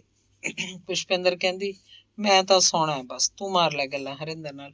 ਪੁਸ਼ਪਿੰਦਰ ਦੀ ਗੱਲ ਉੱਤੇ ਉਹ ਫੇਰ ਇੱਕ ਦੂਜੇ ਵੱਲ ਝਾਕੇ। ਪੁਸ਼ਪਿੰਦਰ ਆਪਣੇ ਕਮਰੇ 'ਚ ਗਈ ਤੇ ਜਾਂਦੀ ਰਜਾਈ ਦੀ ਤਹਿ ਖੋਲ ਕੇ ਵਿੱਚ ਵੜ ਗਈ। ਉਹ ਦੋਵੇਂ ਉਹਦੇ ਕਮਰੇ 'ਚ ਖੜੇ ਸੀ। ਉਹਨਾਂ ਦੇ ਦੇਖਦੇ ਦੇਖਦੇ ਅੱਖਾਂ ਮੀਟਣ ਲੱਗੀ। ਪਦਮਾ ਦੇ ਕਮਰੇ 'ਚ ਜਾ ਕੇ ਉਹ ਗੱਲਾਂ ਕਰਨ ਲੱਗੇ। ਹੁਣ ਉਹ ਆਪਣੇ ਆਪਣੇ ਪ੍ਰੋਫੈਸਰਾਂ ਦੀਆਂ ਨਕਲਾਂ ਲਾ ਕੇ ਦਿਖਾ ਰਹੇ ਸੀ। ਪਦਮਾ ਯੂਨੀਵਰਸਿਟੀ ਦੇ ਪ੍ਰੋਫੈਸਰਾਂ ਦੀਆਂ ਤੇ ਹਰਿੰਦਰ ਰਾਮਪੁਰ ਫੂਲ ਦੇ ਮਾਲਵਾ ਕਾਲਜ ਦੇ ਪ੍ਰੋਫੈਸਰਾਂ ਦੀਆਂ ਦਿਲਚਸਪ ਗੱਲਾਂ ਸੁਣਾ ਰਿਹਾ ਸੀ। ਫਿਰ ਪਦਮਾ ਹਰਿੰਦਰ ਤੋਂ ਪ੍ਰੋਫੈਸਰ ਸੱਜਣ ਸਿੰਘ ਬਾਰੇ ਪੁੱਛਣ ਲੱਗੀ। ਹਰਿੰਦਰ ਉਸ ਪ੍ਰੋਫੈਸਰ ਦੀ ਗੱਲ ਛੇੜੀ ਤੋਂ ਆਪ ਵੀ ਗੰਭੀਰ ਹੋ ਗਿਆ। ਪਦਮਾ ਚਾਹੁੰਦੀ ਸੀ ਉਸੇ ਪ੍ਰੋਫੈਸਰ ਦੀਆਂ ਗੱਲਾਂ ਸੁਣਾਈ ਜਾਵੇ। ਕਿੰਨਾ ਚੰਗਾ ਪ੍ਰੋਫੈਸਰ ਹੈ, ਦੋਸਤਾਂ ਜਿਹਾ ਪ੍ਰੋਫੈਸਰ, ਹਰ ਕਿਸੇ ਦੇ ਕੰਮ ਆਉਣ ਵਾਲਾ, ਵਿਦਿਆਰਥੀਆਂ ਦੇ ਦਿਲਾਂ ਦੀਆਂ ਬੁੱਝਣ ਵਾਲਾ। ਅਜਿਹੇ ਪ੍ਰੋਫੈਸਰ ਦੇ ਦਰਸ਼ਨ ਕਰਨੇ ਚਾਹੀਦੇ। ਅਜਿਹੇ ਪ੍ਰੋਫੈਸਰ ਦੇ ਤਾਂ ਪੈਰੀਂ ਹੱਥ ਲਾਉਣ ਨੂੰ ਜੀ ਕਰਦਾ। ਪਦਮਾ ਨੇ ਪਹਿਲਾਂ ਪੁਸ਼ਪਿੰਦਰ ਤੋਂ ਪ੍ਰੋਫੈਸਰ ਸੱਜਣ ਸਿੰਘ ਬਾਰੇ ਸੁਣ ਰੱਖਿਆ ਸੀ, ਇਸੇ ਕਰਕੇ ਤਾਂ ਉਹਨੇ ਉਹਦੀ ਗੱਲ ਛੇੜੀ ਸੀ। ਹਰਿੰਦਰ ਨੂੰ ਨੀਂਦ ਦੀਆਂ ਉਬਾਸੀਆਂ ਆਉਣ ਲੱਗੀਆਂ। ਪਦਮਾ ਕਹਿੰਦੀ, ਚੱਲ ਸੌਂ ਜਾ। ਫਿਰ ਜਾ ਕੇ ਗੇਟ ਤੱਕ ਉਹ ਹਰਿੰਦਰ ਨੂੰ ਛੱਡਣ ਆਈ। ਉਦੋਂ ਤੱਕ ਲਗਭਗ ਸਭ ਕਮਰਿਆਂ ਦੀਆਂ ਕੁੜੀਆਂ ਸੌਂ ਚੁੱਕੀਆਂ ਸੀ। ਕਿਸੇ ਕਿਸੇ ਕਮਰੇ ਦੀ ਬੱਤੀ ਜਗ ਰਹੀ ਸੀ। ਕੋਈ ਕੋਈ ਜਣੀ ਪੜ੍ਹ ਰਹੀ ਹੋਏਗੀ ਜਾਂ ਸ਼ਾਇਦ ਜਗਦੀ ਬੱਤੀ ਛੱਡ ਕੇ ਸੌਂ ਗਈ ਹੋਏ। ਅਗਲੇ ਦਿਨ ਦਸੰਬਰ ਦੀਆਂ ਛੁੱਟੀਆਂ ਹੋ ਰਹੀਆਂ ਸੀ। ਦਿਨ ਚੜ੍ਹਿਆ ਤਾਂ ਕੁੜੀਆਂ ਘਰਾਂ ਨੂੰ ਜਾਣ ਦੀਆਂ ਤਿਆਰੀਆਂ ਕਰਨ ਲੱਗੀਆਂ। ਅੱਜ ਦੇ ਪੀਰੀਅਡ ਲਾਉਣੇ ਸੀ ਤੇ ਬਸ ਬੰਨਿਆ ਪਿਆ ਸਮਾਨ ਚੱਕ ਕੇ ਉਹਨਾਂ ਨੇ ਬੱਸਾਂ ਰੇਲਾਂ 'ਚ ਤੁਰ ਪੈਣਾ ਸੀ। ਰਾਤ ਕਾਫੀ ਦੇਰ ਤੱਕ ਗੱਲਾਂ ਮਾਰਦੇ ਰਹਿਣ ਕਰਕੇ ਹਰਿੰਦਰ ਦਿਨ ਚੜ੍ਹੇ ਉੱਠਿਆ। ਪੁਸ਼ਪਿੰਦਰ ਕੰਧ ਨਾਲ ਸਿਰਹਾਣੇ ਦੀ ਢੋਹ ਲਾ ਕੇ ਕੋਈ ਕਿਤਾਬ ਪੜ੍ਹ ਰਹੀ ਸੀ। ਉਹਨੇ ਪੁਸ਼ਪਿੰਦਰ ਨੂੰ ਆਖਿਆ, ਚਾਹ ਵੀ ਪੀਣਾ ਹੁੰਦਾ ਹੈ। ਪੁਸ਼ਪਿੰਦਰ ਨੇ ਕਿਤਾਬ ਵਰਕਾ ਮਰੋੜ ਕੇ ਮੰਜੇ ਦੇ ਸਿਰਹਾਣੇ ਰੱਖੀ ਤੇ ਹਰਿੰਦਰ ਵੱਲ ਝਾਕ ਕੇ ਮੁਸਕਰਾਉਣ ਲੱਗੀ। ਚਾਹ ਪਿਉਣੀ ਆ ਤਾਂ ਪਿਆ ਦੇ, ਨਹੀਂ ਚੱਲਦਾ ਮੈਂ ਤਾਂ। ਸਾਲੀ ਜਾਗ ਹੀ ਨਹੀਂ ਆਈ ਸਦੇਹਾਂ, ਮੈਂ ਤਾਂ ਕਾਲਜ ਵੇਲੇ ਨੂੰ ਪਹੁੰਚਣਾ ਸੀ ਰਾਮਪੁਰੇ। ਹੁਣ ਤੱਕ ਪੁਸ਼ਪਿੰਦਰ ਨੇ ਹੀਟਰ ਤੇ ਚਾਹ ਧਰਤੀ ਸੀ। ਹਰਿੰਦਰ ਮੰਜੇ ਤੇ ਬੈਠ ਕੇ ਮੇਜ਼ ਤੇ ਪਏ ਇੱਕ ਮੈਗਜ਼ੀਨ ਦੇ ਵਰਕੇ ਫੋਲਣ ਲੱਗਿਆ। ਪੁਸ਼ਪਿੰਦਰ ਪਦਮਾ ਦੇ ਕਮਰੇ 'ਚ ਗਈ। ਉਹ ਤਾਂ ਅਜੇ ਤੱਕ ਵੀ ਰਜਾਈ 'ਚ ਪਈ ਸੀ। ਪੁਸ਼ਪਿੰਦਰ ਨੇ ਉਹਨੂੰ ਜਗਾਇਆ। ਪਦਮਾ ਬੈਠੀ ਹੋ ਕੇ ਕਹਿੰਦੀ, ਹਾਏ ਇੰਨਾ ਦਿਨ ਚੜ੍ਹਾ ਆ। ਵਾਹ ਨੀ, ਤੂੰ ਉੱਠੀ ਨਹੀਂ ਹਾਲੇ, ਰਾਤ ਕਦੋਂ ਸੁੱਤੀ? ਪਤਾ ਨਹੀਂ, ਕਾਫੀ ਦੇਰ ਅਸੀਂ ਬੈਠੇ ਰਹੇ ਸੀ। ਫਿਰ ਪਦਮਾ ਨੇ ਝੱਟ ਦੇ ਕੇ ਪੁੱਛਿਆ, ਗਿਆ ਹਰਿੰਦਰ? ਉਹ ਵੀ ਹੁਣੇ ਉੱਠ ਕੇ ਆਇਆ, ਕਹਿੰਦਾ ਚਾਹ ਦੇ, ਛੇਤੀ ਜਾਣਾ ਮੈਂ। ਚਾਹ ਧਰੀ ਹੋਈ ਹੈ, ਆ ਜਾ। ਉਹਨਾਂ ਦੀ ਚਾਹ ਇਕੱਠੀ ਸੀ। ਪੁਸ਼ਪਿੰਦਰ ਦੇ ਮਗਰੇ ਉੱਠ ਕੇ ਪਦਮਾ ਉਹਦੇ ਕਮਰੇ 'ਚ ਆ ਗਈ। ਹਰਿੰਦਰ ਤੇ ਪਦਮਾ ਇੱਕ ਦੂਜੇ ਵੱਲ ਝਾਕੇ ਤਾਂ ਅੱਖਾਂ 'ਚ ਹੀ ਮੁਸਕਰਾਏ। ਸੁੱਤੀ ਉੱਠ ਕੇ ਆਈ ਪਦਮਾ ਹਰਿੰਦਰ ਨੂੰ ਪਹਿਲਾਂ ਨਾਲੋਂ ਵੀ ਸੋਹਣੀ ਲੱਗੀ। ਬਿਖਰੇ ਬਿਖਰੇ ਸਿਰ ਦੇ ਵਾਲ, ਅਲਸਾਏ ਅੰਗ, ਪੈਰ, ਢਿਲਕਿਆ ਲਿਬਾਸ, ਉਨੀਂਦੀਆਂ ਅੱਖਾਂ ਤੇ ਡੂੰਘੀ ਆਵਾਜ਼। ਉਹ ਤਿੰਨੇ ਚਾਹ ਦੇ ਗਲਾਸ ਪੀਣ ਲੱਗੇ ਤੇ ਫਿਰ ਦੋਵੇਂ ਕੁੜੀਆਂ ਪੀਰੀਅਡ ਲਾਉਣ ਦੀ ਤਿਆਰੀ ਕਰਨ ਲੱਗੀਆਂ। ਹੀਟਰ ਉੱਤੇ ਪਾਣੀ ਗਰਮ ਕਰਕੇ ਕੁੜੀਆਂ ਨੇ ਮੂੰਹ ਹੱਥ ਹੀ ਧੋਤਾ। ਇੰਨੀ ਠੰਡ 'ਚ ਨਹਾਵੇ ਕਿਹੜਾ? ਉਹ ਤਾਂ ਤੀਜੇ ਚੌਥੇ ਦਿਨ ਮਸਾਂ ਨਹਾਉਂਦੀਆਂ, ਜਾਂ ਐਤਵਾਰ ਨੂੰ ਹੀ, ਤੇ ਕਿਸੇ ਛੁੱਟੀ ਵਾਲੇ ਦਿਨ। ਪਦਮਾ ਨੇ ਸੰਗਰੂਰ ਨੂੰ ਵੀ ਜਾਣਾ ਸੀ। ਪੁਸ਼ਪਿੰਦਰ ਕਹਿ ਰਹੀ ਸੀ, ਨਾ ਜਾ, ਕੀ ਕਰੇਂਗੀ ਘਰ ਜਾ ਕੇ? ਇੱਥੇ ਪੜਾਂਗੀਆਂ ਦੱਬ ਕੇ, ਕੁੜੀਆਂ ਦੀ ਖਚ ਵੀ ਨਹੀਂ ਰਹਿਣੀ। ਪਦਮਾ ਕਹਿੰਦੀ, ਜਾਊਂਗੀ ਤਾਂ ਇੱਕ ਵਾਰੀ ਜ਼ਰੂਰ, 2 ਦਿਨ ਲਾ ਕੇ ਮੁੜ ਆਊਂ। ਜੀ ਤਾਂ ਮੇਰਾ ਵੀ ਰਹਿਣ ਨੂੰ ਹੀ ਕਰਦਾ। ਤੇ ਫਿਰ ਉਹ ਸਿਰ ਦੇ ਲੰਮੇ ਵਾਲਾਂ 'ਚ ਦੁਬਾਰਾ ਕੰਘੀ ਕਰਦੀ ਹਰਿੰਦਰ ਨੂੰ ਚੁੱਪ ਖੜਾ ਦੇਖ ਕੇ ਪੁੱਛਣ ਲੱਗੀ, ਤੂੰ ਜਾ ਰਿਹਾ ਦੋਸਤ? ਮੈਂ ਵੀ ਬਸ ਤਿਆਰ ਹੀ ਹਾਂ, ਪਿੰਦਰ ਕਹੇ ਤਾਂ ਜਾਵਾਂ। ਜੇ ਪੁਸ਼ਪਿੰਦਰ ਨਾ ਕਹੇ ਤਾਂ ਨਹੀਂ ਜਾਏਗਾ? ਪੁਸ਼ਪਿੰਦਰ ਵਿੱਚ ਹੀ ਬੋਲ ਪਈ, ਤੂੰ ਕਹਿ ਦੇ, ਫਿਰ ਵੀ ਨਹੀਂ ਜਾਂਦਾ। ਹਾਂ, ਮੈਂ ਕਹਿੰਦੀ ਹਾਂ ਨਾ ਜਾਵੇ ਬਸ, ਪਦਮਾ ਨੇ ਫੱਟ ਦੇ ਕੇ ਆਖ ਦਿੱਤਾ। ਹਰਿੰਦਰ ਨੂੰ ਕੁੜੀਆਂ ਦੀਆਂ ਗੱਲਾਂ ਐਵੇਂ ਚੋਲ ਮੋਲ ਹੀ ਲੱਗੀਆਂ। ਉਹਨੇ ਆਪਣਾ ਬੈਗ ਚੁੱਕ ਲਿਆ, ਕਹਿੰਦਾ ਚੰਗਾ ਫਿਰ ਬਾਏ। ਨਹੀਂ ਬਈ, ਟਾਈਮ ਤਾਂ ਦੇਖ ਕੀ ਹੋਇਆ? ਪਦਮਾ ਨੇ ਹਰਿੰਦਰ ਨੂੰ ਪੁੱਛਿਆ। 9 ਵੱਜਣ ਵਾਲੇ ਨੇ। ਤਾਂ ਫਿਰ 3 ਘੰਟੇ ਬਸ ਹੋਰ ਠਹਿਰ ਜਾ, ਅਸੀਂ 12 ਵਜੇ ਆ ਜਾਣਗੀਆਂ। ਮੈਂ ਵੀ ਤਾਂ ਜਾਣਾ ਹੀ ਆ ਸੰਗਰੂਰ, ਮੈਨੂੰ ਨਾਲ ਲੈ ਕੇ ਜਾਈਂ ਪਲੀਜ਼। ਬਸ ਹੁਣ ਨਹੀਂ ਬੋਲਣਾ, ਬੈਗ ਰੱਖ ਦੇ ਜਾਂ ਘੁੰਮ ਫਿਰਿਆ, ਜਿੱਥੇ ਜਾਣਾ ਆ ਜਾ, ਜਿੱਥੇ ਜਾਣਾ ਜਾ। ਪਦਮਾ ਦੇ ਬੋਲਾਂ 'ਚ ਜਿਵੇਂ ਵੱਜ ਕੇ ਰਹਿ ਗਿਆ ਹੋਵੇ। ਪੁਸ਼ਪਿੰਦਰ ਕਹਿੰਦੀ, ਹੁਣ ਹਿੱਲ। ਹਰਿੰਦਰ ਖੜਾ ਸੋਚ ਰਿਹਾ ਸੀ ਕੀ ਕਰੇ। ਪਦਮਾ ਨੇ ਉਹਦੇ ਹੱਥੋਂ ਬੈਗ ਫੜ ਕੇ ਮੇਜ਼ ਤੇ ਧਰਤਾ।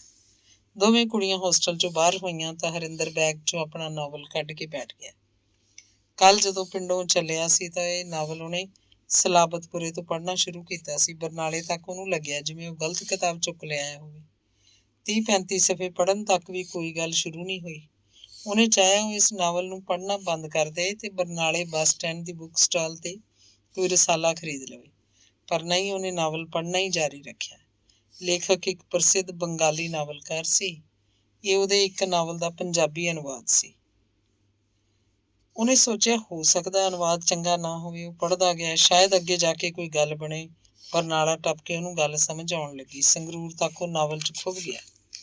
ਉਹਨੇ ਅੱਖਾਂ ਮਲੀਆਂ, ਹੁਣ ਬਣੀ ਨਾ ਗੱਲ। ਪਟਿਆਲੇ ਤੱਕ ਨਾਵਲ ਦਾ ਪੌਣੇ 200 ਸਫ਼ਾ ਪੜ੍ਹਿਆ ਜਾ ਚੁੱਕਿਆ ਸੀ। ਹੁਣ 150 ਸਫ਼ਾ ਬਾਕੀ ਸੀ। ਕੁੜੀਆਂ ਦੇ ਮੁੜਨ ਤੱਕ ਉਹਨੇ ਸਾਰਾ ਨਾਵਲ ਮੁਕਾ ਲਿਆ। ਨਾਵਲ ਉਹਨੇ ਅੱਖਾਂ ਨੂੰ ਛੁਹਾਇਆ, ਫਿਰ ਮੰਜੇ ਤੋਂ ਉੱਠਣ ਲੱਗਿਆ, ਉੱਚੀ ਦੇ ਕੇ ਬੋਲਿਆ, ਓਏ ਜ਼ਿੰਦਾਬਾਦ ਸ਼ਰਤ ਚੰਦਰ। ਉਸੇ ਸਮੇਂ ਕੁੜੀਆਂ ਕਮਰੇ ਅੱਗੇ ਆ ਖੜੀਆਂ। ਪਦਮਾ ਬੋਲੀ, ਬਈ ਕੌਣ ਜ਼ਿੰਦਾਬਾਦ? ਹਰਿੰਦਰ ਕੁਛ ਨਹੀਂ ਬੋਲਿਆ ਤੇ ਫਿਰ ਜਦੋਂ ਅੰਦਰ ਆ ਕੇ ਬੈਠ ਗਈਆਂ ਤਾਂ ਉਹ ਜਾਣ ਲਈ ਕਾਲ ਮਚਾਉਣ ਲੱਗਿਆ। ਅੰਗ 6ਵਾਂ। ਡੱਡੂਆਂ ਦੀ ਪੰਸੇਰੀ ਜਨਤਾ ਪਾਰਟੀ ਦਾ ਰਾਜ ਮਸਾਂ 2.5-3 ਸਾਲ ਹੀ ਚੱਲ ਸਕਿਆ। ਤੋਪਾਂ ਆਪਸ 'ਚ ਲੜਨ ਝਗੜਨ ਲੱਗੀਆਂ। ਦੇਸ਼ 'ਚ ਲੋਕ ਸਭਾ ਲਈ ਚੋਣਾਂ ਫੇਰ ਕਰਵਾਈਆਂ ਗਈਆਂ। ਇੰਦਰਾ ਗਾਂਧੀ ਦੀ ਕਾਂਗਰਸ ਜਿੱਤ ਗਈ। ਕੇਂਦਰ 'ਚ ਇੰਦਰਾ ਕਾਂਗਰਸ ਦੀ ਸਰਕਾਰ ਬਣ ਗਈ। ਸੂਬਿਆਂ 'ਚ ਲਗਭਗ ਸਾਰੇ ਇੰਦਰਾ ਕਾਂਗਰਸ ਦੀਆਂ ਸਰਕਾਰਾਂ ਬਣੀਆਂ। ਪੰਜਾਬ ਦੇ ਲੋਕ ਹੱਸਣ ਲੱਗੇ, ਲਓ ਵੀ ਘਰ ਲਓ ਘਿਓ ਨੂੰ ਭਾਂਡਾ, ਫੇਰ ਆ ਗਈ ਇੰਦਰਾ। ਕਾਂਗਰਸ ਦਾ ਬਦਲ ਦਿੰਦਿਆਂ ਖੱਬੀਆਂ ਪਾਰਟੀਆਂ ਆਪ ਹੀ ਖਿੰਡ ਕੇ ਬੈਠ ਗਈਆਂ। ਸਿਆਣੇ ਬੰਦੇ ਆਖ ਰਹੇ ਸੀ, ਹੁਣ ਨਹੀਂ ਬਣਦਾ ਦੀਂਦਾ ਦੇਸ਼ ਦਾ ਕੁਛ। ਇਹ ਤਾਂ ਐਵੇਂ ਜਿਵੇਂ ਹੁੰਦੀ ਰਹੂ, ਕਦੇ ਨੀਲੀਆਂ ਪਗੜੀਆਂ ਵਾਲੇ, ਕਦੇ ਚਿੱਟੀਆਂ ਪਗੜੀਆਂ ਵਾਲੇ। ਲੋਕਾਂ ਦਾ ਰਾਜ ਨਹੀਂ ਆਉਂਦਾ ਹੁਣ। ਮੁੰਡਿਆਂ ਨੇ ਕੰਧਾਂ ਤੇ ਠੀਕ ਹੀ ਲਿਖਿਆ ਸੀ ਕਿ ਚਿੱਟੇ ਬਗਲੇ ਨੀਲੇ ਮੋਰ, ਇਹ ਵੀ ਚੋਰ ਉਹ ਵੀ ਚੋਰ। ਆ ਕਾਲੀਆਂ ਪੱਗਾਂ ਤੇ ਲਾਲ ਝੰਡੀਆਂ ਵਾਲੇ ਵੀ ਬਹਿ ਗਏ। ਕਿੱਧਰ ਗਏ ਉਹਨਾਂ ਦੇ ਡਰਾਮੇ? ਸਾਂਗ ਜਾਂ ਲਾਉਂਦੇ ਹੁੰਦੇ, ਅਸਰ ਤਾਂ ਕੋਈ ਪਿਆ ਨਾ। ਕਚਹਿਰੀਆਂ 'ਚ ਕਾਂਗਰਸੀ ਨਿੱਕ ਲੀਡਰਾਂ ਦਾ ਫੇਰ ਬੋਲਬਾਲਾ ਹੋ ਗਿਆ। ਨੀਲੀਆਂ ਫੇਰ ਚਿੱਟੀਆਂ 'ਚ ਬਦਲਣ ਲੱਗੀਆਂ। ਛੋਟੇ ਮੋਟੇ ਕਾਂਗਰਸੀ ਲੀਡਰ ਜਿਹੜੇ ਐਮਰਜੈਂਸੀ ਪਿੱਛੇ ਹੋਈਆਂ ਚੋਣਾਂ ਵਿੱਚ ਕਾਂਗਰਸ ਦਾ ਸਾਰੇ ਦੇਸ਼ 'ਚ ਹੀ ਸਫਾਇਆ ਹੋ ਜਾਣ ਕਰਕੇ ਪਾਰਟੀ ਛੱਡ ਕੇ ਦੂਜੀਆਂ ਪਾਰਟੀਆਂ 'ਚ ਜਾ ਰਲੇ ਸੀ, ਤਾਂ ਜੋ ਤੋਰੀ ਫੁਲਕਾ ਚੱਲਦਾ ਰਹੇ, ਹੁਣ ਪਛਤਾ ਰਹੇ ਸੀ। ਝੂਰਨ ਲੱਗੇ ਸਾਲੇ ਉਹ ਐਵੇਂ ਛੱਡੀ ਕਾਂਗਰਸ। ਹਰਦਿਲ ਸਿੰਘ ਨੂੰ ਇਸ ਵਾਰ ਅਕਾਲੀ ਟਿਕਟ ਨਾ ਮਿਲਿਆ ਤਾਂ ਅੰਦਰਗਤੀ ਕਾਂਗਰਸ ਉਮੀਦਵਾਰ ਦੀ ਮਦਦ ਤੇ ਉਤਰ ਆਇਆ। ਉਹ ਅਕਾਲੀ ਉਮੀਦਵਾਰ ਨੂੰ ਮਜ਼ਾ ਚਖਾਉਣਾ ਚਾਹੁੰਦਾ ਸੀ। ਕੱਲ ਦਾ ਛੋਕਰਾ ਉਹਦਾ ਹੱਕ ਮਾਰ ਗਿਆ। ਜਿੱਤਿਆ ਤਾਂ ਨੌਜਵਾਨ ਅਕਾਲੀ ਉਮੀਦਵਾਰ ਹੀ। ਸ਼ਰਮ ਦਾ ਮਾਰਿਆ ਹਰਦਿਲ ਸਿੰਘ ਕਾਂਗਰਸ ਵਿੱਚ ਹੀ ਮੁੜ ਜਾ ਰਲਿਆ। ਲੋਕ ਹੱਸਣ ਲੱਗੇ, ਆ ਗਿਆ ਬਈ ਹਰਦਿਲ ਸੂਹ ਤਾਂ ਆਨੇ ਵਾਲੀ ਥਾਂ। ਕੋਈ ਆਖਦਾ ਹੁਣ ਕੀ ਹੈ, ਅੰਨੀ ਜਾਇਦਾਦ ਬਣਾ ਲਈ, ਬਥੇਰੀ ਮਾਇਆ ਵੱਡੀ ਹੈ, ਕਿਸੇ ਪਾਰਟੀ 'ਚ ਰਹੇ ਉਹਨੂੰ ਕੀ ਫਰਕ ਪੈਂਦਾ। ਹੋਰ ਕੋਈ ਟਿੱਪਣੀ ਕਰਦਾ, ਅਜੇ ਕੀ ਤਮਾ ਭਰੀ ਹੈ ਹਰਦਿਲ ਸੂਹ ਦੀ।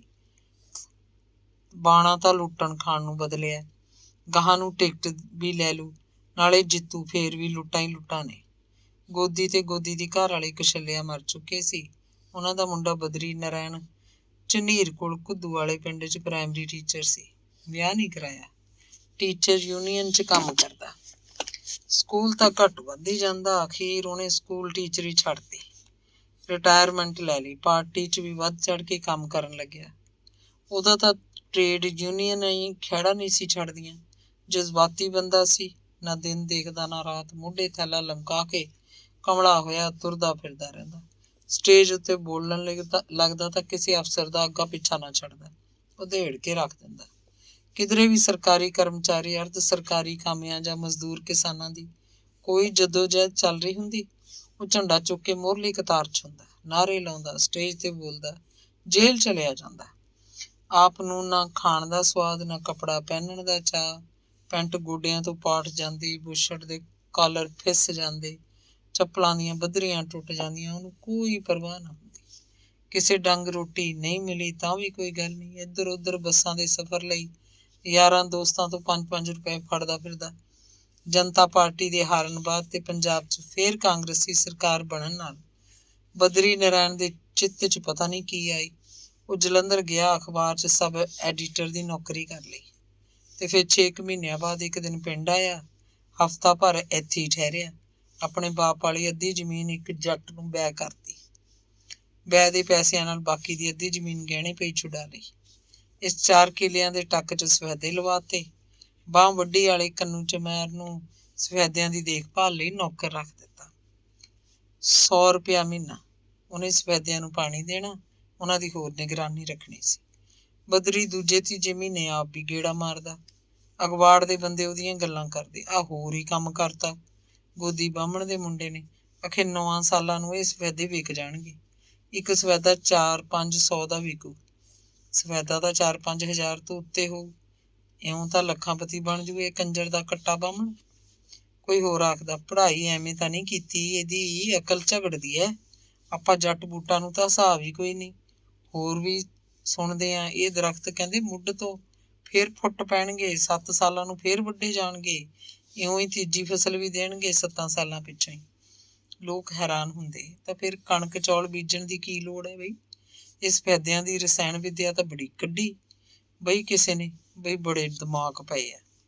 ਤੇ ਫਿਰ ਬਦਰੀ ਨਾਰਾਇਣ ਨੇ ਜਲੰਧਰ ਦੀ ਹੀ ਸਰਕਾਰੀ ਨੌਕਰੀ ਕਰਦੀ ਇੱਕ B.Ed ਅਧਿਆਪਕਾ ਨਾਲ ਵਿਆਹ ਕਰਵਾ ਲਿਆ।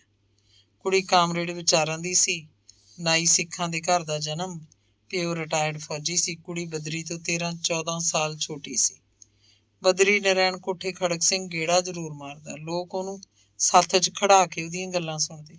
ਕਿਉਂ ਬਦਰੀ, ਹੁਣ ਕੀ ਬੋਲਦਾ ਤੇਰਾ ਅਖਬਾਰ? ਕੋਈ ਪੁੱਛਦਾ। ਅਖਬਾਰ ਤਾਂ ਜੋ ਲਿਖਦਾ ਹੈ ਤੁਸੀਂ ਪੜ੍ਹ ਸੁਣ ਹੀ ਲੈਂਦੇ ਹੋ। ਅਖਬਾਰ 'ਚ ਕੀ ਹੈ? ਨਾ ਅਸੀਂ ਇਹ ਪੁੱਛਦੇ ਹਾਂ ਵੀ ਹੁਣ ਇੰਦਰਾ ਗਾਂਧੀ ਕਰੂ ਕੋਈ ਨਵੀਂ ਗੱਲ, ਜਾਂ ਕਾਂਗਰਸ ਨੇ ਅੱਗੇ ਕੀ ਕਰਤਾ। ਦੇਸ਼ ਦੀ ਰਾਜਨੀਤੀ ਸਰਮਾਏਦਾਰਾਂ ਦੀ ਝੋਲੀ 'ਚ ਡਿੱਗੀ ਹੈ, ਹੁਣ ਕੀ ਬਣਨਾ? ਉਹ ਕਿਵੇਂ ਬਈ, ਬੈਠ ਕੇ ਦੱਸ। MP ਚਾਹੇ ਕਾਂਗਰਸ ਦਾ ਹੋਵੇ ਜਾਂ ਕਿਸੇ ਹੋਰ ਪਾਰਟੀ ਦਾ, ਪੈਸੇ ਨਾਲ ਜਿੱਤਦਾ। ਇਹ ਪੈਸਾ ਦਿੰਦਾ ਉਹਨੂੰ ਕੋਈ ਵੱਡਾ ਪੂੰਜੀਪਤੀ। ਪੂੰਜੀਪਤੀ ਫੇਰ ਲੋਕ ਸਭਾ 'ਚ ਉਤੋਂ ਜਿਹੜਾ ਚਾਹੇ ਉਹੀ ਬਿਆਨ ਦਵਾਉਂਦਾ। ਆਹੋ, ਕੁੱਤੇ ਨੂੰ ਬੁਰਕੀ ਪਾ ਕੇ ਜਿੱਧਰ ਮਰਜ਼ੀ ਮਗਰ ਲਾਈ ਫਿਰੋ, ਲੋਕਾਂ 'ਚ ਕੋਈ ਬੋਲ ਉੱਠਦਾ। ਸਰਮਾਏਦਾਰ ਦੀ ਕੋਈ ਪਾਰਟੀ ਨਹੀਂ ਹੁੰਦੀ, ਨਾ ਉਹਦਾ ਕੋਈ ਧਰਮ ਹੁੰਦਾ। ਉਹਦੀ ਪਾਰਟੀ ਤੇ ਉਹਦਾ ਧਰਮ ਹੈ ਪੈਸਾ, ਉਹਦਾ ਵਪਾਰ। ਉਹ ਦੋਵੇਂ ਉਮੀਦਵਾਰਾਂ ਨੂੰ ਪੈਸਾ ਦਿੰਦਾ। ਇੱਕ ਨੇ ਤਾਂ ਜਿੱਤਣਾ ਹੀ ਹੁੰਦਾ, ਜਿਹੜਾ ਜਿੱਤ ਜੇ ਉਹੀ ਉਹਦਾ ਕੁੱਕਰ। ਮਾਲਕਾਂ ਦੇ ਹਿੱਤਾਂ ਖਾਤਰ ਇਹਨਾਂ ਨੂੰ ਜਦੋਂ ਮਰਜ਼ੀ ਭੁਕਵਾ ਲਓ। MP ਨੇ ਗਾਹਾਂ ਨੂੰ ਵੀ ਤਾਂ ਚੋਣ ਲੜਨੀ ਹੁੰਦੀ ਹੈ, ਬਦਰੀ ਖੋਲ ਕੇ ਸਮਝਾਉਂਦਾ। ਫਿਰ ਤਾਂ ਭਾਈ ਇਹ ਨਹੀਂ ਮੁੱਕਦਾ ਰੰਡੀ ਰੋਣਾ। ਪੈਸੇ ਵਾਲੇ ਬੰਦਿਆਂ ਦਾ ਹੀ ਰਾਜ ਹੈ। ਫਿਰ ਤਾਂ ਪੈਸੇ ਵਾਲੇ ਮੁੱਕਣੇ ਨਹੀਂ, ਆਪਾਂ ਸੁਖੀ ਹੋਣਾ ਨਹੀਂ। ਆਪਾਂ ਤਾਂ ਟਿੰਡੀ ਪਲਪੀਹੀ ਆ, ਉਹਨਾਂ ਸਾਹਮਣੇ ਕੋਈ ਹੋਰ ਸਿਰ ਸੁੱਟ ਕੇ ਬੈਠ ਜਾਂਦਾ। ਆਪਣੇ ਪੰਜਾਬ 'ਚ ਰਾਜ ਗੱਦੀਆਂ ਦੇ ਮਾਲਕ ਕੌਣ ਨੇ? ਬਦਰੀ ਅੱਗੇ ਗੱਲ ਤੋੜਦਾ। ਇਹ ਵੀ ਉਹਨਾਂ ਦੀ ਜੜ 'ਚੋਂ ਨੇ। ਵੱਡਾ ਜ਼ਿਮੀਂਦਾਰ ਤੇ ਵੱਡਾ ਵਪਾਰੀ ਰਾਜ ਕਰਦਾ ਹੈ। ਸਿੱਖ ਕਾਂਗਰਸੀ ਤੇ ਅਕਾਲੀ ਵੱਡੇ ਜ਼ਿਮੀਂਦਾਰ ਨੇ। ਐਵੇਂ ਹਿੰਦੂ ਕਾਂਗਰਸੀ ਤੇ ਇਹ ਜਨਸੰਘੀ, ਜਿਹਦਾ ਦੂਜਾ ਨਾਮ ਭਾਰਤੀ ਜਨਤਾ ਪਾਰਟੀ ਹੈ, ਇਹ ਵੱਡੇ ਵਪਾਰੀ ਨੇ, ਵੱਡੀਆਂ ਵੱਡੀਆਂ ਮਿੱਲਾਂ ਦੇ ਮਾਲਕ। ਕਿਸੇ ਦੀ ਸਰਕਾਰ ਹੋਵੇ, ਇੱਕੋ ਗੱਲ ਹੈ। ਇਹ ਜਦੋਂ ਲੜਦੇ ਹੈ ਕੁਰਸੀ ਖਾਤਰ ਲੜਦੇ ਹੈ, ਕਿਸਾਨਾਂ ਮਜ਼ਦੂਰਾਂ ਖਾਤਰ ਥੋੜ੍ਹਾ ਲੜਦੇ ਹੈ। ਓਏ ਪੰਡਤਾ, ਮੈਂ ਤੈਨੂੰ ਇੱਕ ਗੱਲ ਪੁੱਛਦਾ, ਆਹ ਤੁਹਾਡੀ ਪਾਰਟੀ ਨਹੀਂ ਕਰਦੀ ਕੁਛ? ਲਾਲ ਝੰਡੀਆਂ ਵਾਲੇ ਕਿੱਧਰ ਗਏ ਹੁਣ? ਸਿਰ ਖੁਰਕਦਾ ਕੋਈ ਜਣਾ ਬਦਰੀ ਨੂੰ ਸਿੱਧਾ ਸਵਾਲ ਕਰਦਾ। ਕਮਿਊਨਿਸਟ ਪਾਰਟੀਆਂ ਕੀ ਕਰਨਗੀਆਂ ਇਹਨਾਂ ਮੂਹਰੇ? ਤੁਸੀਂ ਨਿੱਕੀ ਜਿਹੀ ਮਿਸਾਲ ਲੈ ਲਓ। ਵੋਟਾਂ ਵੇਲੇ ਕਾਂਗਰਸੀਆਂ ਤੇ ਅਕਾਲੀਆਂ ਕੋਲ ਤਾਂ ਕਿੰਨਾ ਕੁਛ ਹੁੰਦਾ, ਕਾਰਾਂ, ਜੀਪਾਂ, ਬੱਸਾਂ, ਹੁਣ ਤੱਕ ਹੈਲੀਕਾਪਟਰ ਚੱਲ ਪਏ। ਕਾਮਰੇਡਾਂ ਕੋਲ ਬਾਈਸਾਈਕਲ ਹੁੰਦੇ ਆ, ਲਾਊਡ ਸਪੀਕਰ ਵੀ ਸਾਈਕਲ ਦੇ ਕੈਰੀਅਰ ਤੇ ਧਰਿਆ ਹੁੰਦਾ। ਜਦੋਂ ਤੁਹਾਡੇ ਕੋਲ ਹੁੰਦੀ ਤਾਂ ਕਾਣੀ ਗਧੀ ਨਹੀਂ, ਫਿਰ ਭਾਈ ਨਾ ਖੜੇ ਹੋਇਆ ਕਰੂ ਵੋਟਾਂ 'ਚ। ਤੁਸੀਂ ਕੋਈ ਮਸ਼ਕਰੀ ਕਰਦਾ। ਉਹ ਸਾਡੇ ਲੋਕਾਂ 'ਚ ਵਿਸ਼ਵਾਸ ਹੈ। ਅਸੀਂ ਸੰਘਰਸ਼ ਦੇ ਰਾਹ ਚੱਲੇ ਹਾਂ, ਭਾਵੇਂ ਹਾਰਦੇ ਹੀ ਹਾਂ, ਪਰ ਅਸੀਂ ਲੋਕਾਂ 'ਚ ਤਾਂ ਜਾਂਦੇ ਹਾਂ, ਆਪਣਾ ਪ੍ਰੋਗਰਾਮ ਤਾਂ ਦਿੰਦੇ ਹਾਂ। ਗੱਲਾਂ ਤਾਂ ਤੁਸੀਂ ਚੰਗੀਆਂ ਕਰਦੇ ਹੋ, ਪਰ ਤੁਹਾਡੇ ਮਗਰ ਲੋਕ ਲੱਗਦੇ ਕਿਉਂ ਨਹੀਂ? ਤੁਹਾਨੂੰ ਵੋਟਾਂ ਕਿਉਂ ਨਹੀਂ ਪੈਂਦੀਆਂ? ਲੋਕ ਭੋਲੇ ਆ ਹਾਲੇ, ਸਭ ਜਵਾਗਾਂ ਮਗਰ ਛੇਤੀ ਲੱਗਦੇ ਆ। ਲੋਕ ਹਾਲੇ ਆਪਣੀਆਂ ਨਿੱਕੀਆਂ ਨਿੱਕੀਆਂ ਗਰਜਾਂ ਨਾਲ ਬੱਝੇ ਹੋਏ ਆ। ਮਜ਼ਹਬੀ ਫਿਰਕੇਦਾਰ ਤਾਂ ਆਮ ਚੱਲਦੀ ਹੈ ਚੋਣਾਂ ਵੇਲੇ। ਜਾਤਾਂ ਦੇ ਨਾਅਰੇ ਲੱਗ ਜਾਂਦੇ ਆ, ਜਿੰਨਾ ਚਿਰ ਇਹ ਸਭ ਕੁਛ ਹੈ ਸਾਨੂੰ ਕੌਣ ਪੁੱਛਦਾ। ਪਰ ਕਦੇ ਤਾਂ ਲੋਕਾਂ ਨੂੰ ਸਮਝ ਆਊਗੀ। ਅਜੇ ਲੋਕਾਂ ਨੂੰ ਆਪਣੇ ਅਸਲੀ ਹੱਕਾਂ ਦੀ ਪਛਾਣ ਨਹੀਂ। ਕਿਉਂ ਦੱਸਦਾ ਨਾ ਖਰੀਆਂ ਖਰੀਆਂ ਦੇਵਤਾ। ਗੱਲ ਤਾਂ ਆਹ ਹੈ ਭਾਈ, ਸਾਰੀ ਸੱਥ ਦੀ ਤਸੱਲੀ ਹੋ ਜਾਂਦੀ। ਤੇ ਫਿਰ ਕੋਈ ਜਣਾ ਹਰਦਿੱਤ ਸਿੰਘ ਦੀ ਗੱਲ ਲੈ ਬੈਠਦਾ। ਆਪਣੇ ਪਿੰਡ ਦੀ ਜੋਕ ਨੂੰ ਹੀ ਦੇਖ ਲੈ ਪਹਿਲਾਂ, ਗਾਹਾਂ ਕੀ ਜਾਣਾ। ਇਹਦਾ ਭਲਾ ਕੋਈ ਦੀਨਮਾਨ ਹੈ? ਰਾਮਪੁਰੇ ਵਾਲਾ ਹਰਦਲ ਸੂੰ ਬਦਲ ਗਿਆ। ਨਾਲ ਹੀ ਹਰਦਿੱਤ ਨੇ ਨੀਲੀ ਪੱਗ ਲਾ ਕੇ ਉਹ ਮਾਰੀ। ਉਹ ਬੰਨ ਲਈ ਚਿੱਟੀ ਬਗਲੇ ਵਰਗੀ, ਬਣਿਆ ਫਿਰਦਾ ਨਾ ਸ਼ਹੀਦਾਂ ਦੀ ਮੱਟੀ ਵਰਗਾ। ਸਾਰਾ ਗਵਾੜ ਬਿੰਨਿਆ ਪਿਆ ਕੰਜਰ ਦੇ ਦਾ, ਛੱਡਿਆ ਕੋਈ ਭਲਾ? ਕੋਈ ਉਹਦੀ ਹੋਰ ਗੱਲ ਛੇੜਦਾ। ਪਖੰਡੀ ਦੇਖ ਲੈ ਕਿੰਨੇ ਕਰਦਾ। ਸੈਲਬਰਾ ਗੁਰਦੁਆਰੇ ਦੇ ਕਮਰੇ ਦਾ ਲੈਂਟਰ ਪਵਾਤਾ। ਐਤਕੀ ਮਾਈਸਰ ਖਾਨੇ ਗਿਆ, ਉੱਥੇ ਕਮਰੇ ਪੈਂਦੇ ਆ ਕਿ 1000 ਉੱਥੇ ਦੇ ਆਇਆ। ਮਲੇਰਕੋਟਲੇ ਇੱਕ ਹੈਦਰ ਸ਼ੇਖ ਦੇ ਮੇਲੇ ਵੀ ਜਾਂਦਾ ਹੁੰਦਾ। ਇਹਨੇ ਗਰੀਬ ਜੱਟਾਂ ਨੂੰ ਵਧਾਰੇ ਲਾ ਲਾ ਕੇ ਇੰਨੀ ਜ਼ਮੀਨ ਇਕੱਠੀ ਕਰ ਲਈ, ਕਿਸੇ ਨੂੰ ਇੱਕ ਨਵਾਂ ਪੈਸਾ ਕਿਹੜਾ ਛੱਡ ਕੇ ਰਾਜੀ ਹੈ। ਲੋਕਾਂ ਦਾ ਖੂਨ ਚੂਸਿਆ ਇਹਨੇ। ਇਹ ਸਾਰਾ ਪਾਪ ਭਲਾ ਸੇਲਬਰਾ ਮਾਈਸਰ ਖਾਨੇ ਜਾਂ ਮਲੇਰਕੋਟਲੇ ਜਾ ਕੇ ਲੈ ਜੂ ਇਹਦਾ? ਬਸ ਦਿਖਾਉਂਦਾ ਲੋਕਾਂ ਨੂੰ ਵੀ ਦੇਖੋ ਮੈਂ ਕਿੰਨਾ ਧਰਮਾਤਮਾ, ਰੱਬ ਕੰਨੀ ਕਿੰਨਾ ਧਿਆਨ ਹੈ ਮੇਰਾ। ਕੀੜੇ ਪੈ ਕੇ ਮਰੂ ਮੇਰਾ ਸਾਲਾ। ਜੋਕ ਨਹੀਂ, ਇਹ ਤਾਂ ਸਰਾਲ ਹੈ, ਸਰਾਲ, ਭੈਣ ਦਾ ਘੜੁੱਕ। ਅੰਗ 7ਵਾਂ। ਪ੍ਰੀਤਮ ਕੈਰੋਂ ਮਰ ਗਿਆ। ਘਰ ਤਾਂ ਉਹ ਜਾਂਦਾ ਹੀ ਨਹੀਂ ਹੁੰਦਾ ਸੀ। ਨੰਦਕੁਰੀ ਇਕੱਲੀ ਰਹਿੰਦੀ, ਆਪਣੀਆਂ 2 ਗੁੱਲੀਆਂ ਥੱਪ ਲੈਂਦੀ, ਖਾ ਲੈਂਦੀ। ਪ੍ਰੀਤਮ ਨੂੰ ਜਿੱਥੇ ਵੀ ਰੋਟੀ ਮਿਲਦੀ, ਜਦੋਂ ਵੀ ਮਿਲਦੀ, ਖਾ ਲੈਂਦਾ। ਉਹਦੇ ਤੇ ਤਰਸ ਕਰਕੇ ਕੋਈ ਉਹਨੂੰ ਵੇਲਾ ਹੁੰਦਾ ਤਾਂ ਚਾਹ ਦੀ ਬੁੱਕ ਵੀ ਦੇ ਦਿੰਦਾ। ਹੋਰ ਕਿਤੋਂ ਦੀ ਰੋਟੀ ਚਾਹ ਨਾ ਮਿਲਦੀ ਤਾਂ ਉਹ ਪ੍ਰਾਗਦਾਸ ਦੇ ਡੇਰੇ ਗੇੜਾ ਮਾਰਦਾ। ਫਟੇ ਹਾਲ ਤੁਰਿਆ ਫਿਰਦਾ, ਕਮਲਾ ਬਣਿਆ, ਪਰ ਉਹਨੂੰ ਸੁਰਤ ਸਾਰੀ ਸੀ। ਕਈਆਂ ਤੋਂ ਉਹਨੇ ਆਪਣੇ ਹੱਡ ਗੋਡੇ ਕੁਟਵਾਏ ਸੀ। ਸੱਚੀ ਗੱਲ ਕਹਿਣ ਦੀ ਆਦਤ ਸੀ। ਅਗਲੇ ਨੂੰ ਚੁਭਣੀ, ਜ਼ਖਮ ਤੇ ਮਿਰਚ ਵਾਂਗ ਲੱਗਣੀ, ਉਹਨੂੰ ਕੁੱਟ ਸੁੱਟਣਾ। ਅਗਲਾ ਕੁੱਟਦਾ ਤਾਂ ਉਹਨੂੰ ਪ੍ਰੀਤਮ 1-2 ਹੋਰ ਸੁਣਾ ਦਿੰਦਾ। ਕਦੇ ਕਦੇ ਆਨੰਦ ਕੌਰ ਉਹਨੂੰ ਸੱਥ 'ਚ ਬੈਠੇ ਨੂੰ ਸਮਝਾਉਣ ਆਉਂਦੀ, ਪਰ ਉਹ ਮੂੰਹੋਂ ਇੱਕ ਵੀ ਲਫ਼ਜ਼ ਨਹੀਂ ਕੱਢਦਾ ਸੀ। ਸੁਣੀ ਸਾਰਿਆਂ ਜਾਂਦਾ। ਆਨੰਦ ਕੌਰ ਹੌਕਾ ਲੈ ਕੇ ਉੱਠ ਖੜਦੀ। ਆਨੰਦ ਕੌਰ ਦੀਆਂ 2 ਕੁੜੀਆਂ ਸੀ। ਕਦੇ ਕੋਈ ਆਉਂਦੀ ਤਾਂ ਪ੍ਰੀਤਮ ਨੂੰ ਬਾਹੋਂ ਫੜ ਕੇ ਘਰ ਲੈ ਆਉਂਦੀ। ਉਹਨੂੰ 100 ਗੱਲਾਂ ਆਖਦੀ, ਪਰ ਉਹ ਤਾਂ ਕੁਝ ਵੀ ਨਾ ਆਖਦਾ। ਵੇਖਦਾ ਬਸ ਰੋਣ ਲੱਗ ਪੈਂਦਾ। ਉਹ ਰੋਂਦਾ ਰੋਂਦਾ ਹੀ ਘਰੋਂ ਬਾਹਰ ਹੋ ਜਾਂਦਾ। ਕੁੜੀ ਉਹਨੂੰ ਬਹੁਤਾ ਹੀ ਬੁਲਾਉਂਦੀ ਤਾਂ ਉਹ ਬਸ ਇੰਨਾ ਹੀ ਜਵਾਬ ਦਿੰਦਾ, ਮੇਰੇ ਕਰਮ। ਕੁੜੀਆਂ ਮਾਂ ਦਾ ਦਿਲ ਧਰਾ ਕੇ ਜਾਂਦੀਆਂ। ਬਾਪੂ ਨੂੰ ਤਾਂ ਜਿਹੜੀ ਕਰਮਾਂ ਦੀ ਮਾਰ ਵਗਣੀ ਸੀ ਵਗ ਗਈ। ਮਾਂ ਤੂੰ ਤਕੜੀ ਰਿਹਾ ਕਰ, ਇਹ ਨਹੀਂ ਹੁਣ ਸੁਧਰਦਾ। ਹੁਣ ਕੀ ਸੁਧਰੂ, ਸਿਵੇ ਚ ਲੱਤਾਂ ਨੇ ਇਹਦੀਆਂ, ਤੂੰ ਆਪਦੀ ਪੁਰਾਣੀ ਨਾ ਗਾਲ। ਪ੍ਰੀਤਮ ਸਾਰਾ ਦਿਨ ਕਿਧਰੇ ਵੀ ਫਿਰਦਾ ਰਹਿੰਦਾ। ਰਾਤ ਆ ਕੇ ਪ੍ਰਾਗਦਾਸ ਦੇ ਡੇਰੇ ਕੱਟਦਾ। ਸਿਆਲਾਂ ਚ ਉਹਦੀ ਉੱਥੇ ਇੱਕ ਗੁੱਦੜ ਰਜਾਈ ਹੁੰਦੀ। ਮਰਨ ਤੋਂ ਪਹਿਲਾਂ 2 ਦਿਨ ਉਹ ਕਿਧਰੇ ਨਹੀਂ ਗਿਆ। ਆਪਣੇ ਗੁੱਦੜ ਚ ਹੀ ਪਿਆ ਰਿਹਾ। ਨਾ ਹਾਏ, ਨਾ ਕਿਸੇ ਚੀਜ਼ ਦੀ ਮੰਗ, ਨਾ ਚਾਹ ਪੀਂਦਾ, ਨਾ ਰੋਟੀ ਖਾਂਦਾ। ਤੀਜੇ ਦਿਨ ਸਵੇਰੇ ਡੇਰੇ ਦੇ ਬੰਦਿਆਂ ਨੇ ਦੇਖਿਆ ਮਰਿਆ ਪਿਆ ਸੀ। ਡੇਰੇ ਵਾਲਿਆਂ ਨੇ ਆਨੰਦ ਕੌਰ ਨੂੰ ਖਬਰ ਕੀਤੀ। ਆਨੰਦ ਕੌਰ ਨੇ ਸ਼ਰੀਕੇ ਵਾਲਿਆਂ ਨੂੰ ਘਰ ਘਰ ਜਾ ਕੇ ਦੱਸਿਆ। ਉਹ ਆਏ ਤੇ ਪ੍ਰੀਤਮ ਦੀ ਲੋਥ ਚੱਕ ਕੇ ਲੈ ਗਏ।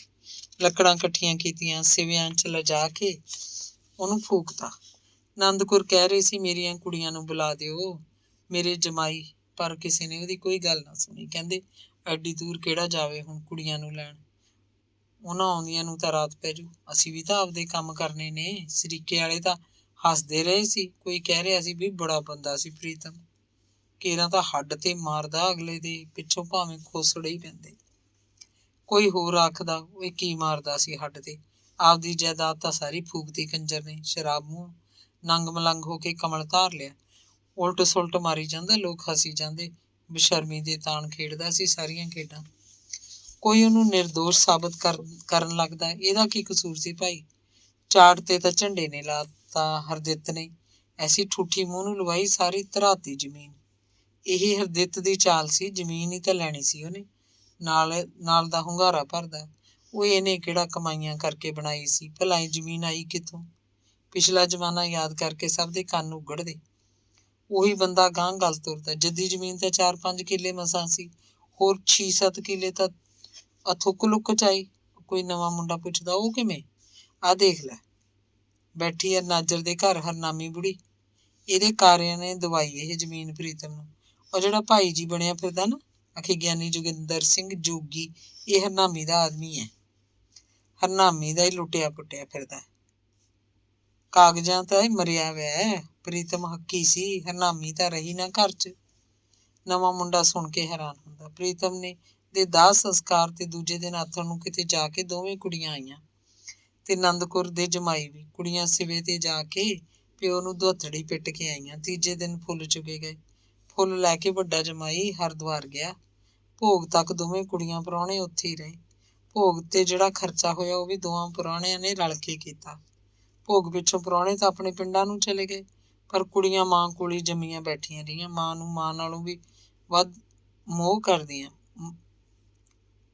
ਪਲੇ ਪਲੇ ਉਹਦਾ ਹਾਲ ਪੁੱਛਦੀਆਂ, ਉਹਦਾ ਸਿਰ ਘੁੱਟਦੀਆਂ, ਉਹਦੀਆਂ ਲੱਤਾਂ ਦਬਾਉਂਦੀਆਂ, ਤੱਤਾ ਪਾਣੀ ਕਰਕੇ ਉਹਨੂੰ ਸਿਰ ਨਵਾਉਂਦੀਆਂ। ਫਿਰ ਤਾਲਵੇ ਉੱਤੇ ਸਰੋਂ ਦਾ ਤੇਲ ਝੱਸਦੀਆਂ, ਪਾਤਲੀਆਂ ਉੱਤੇ ਤੇਲ ਦੀ ਮਾਲਿਸ਼ ਕਰਦੀਆਂ, ਉਹਨੂੰ ਖਿਚੜੀ ਰਿੰਨ ਕੇ ਦਿੰਦੀਆਂ, ਮੂੰਗੀ ਦੀ ਦਾਲ ਚ ਟੁੱਕ ਕੁੱਟਦੀਆਂ।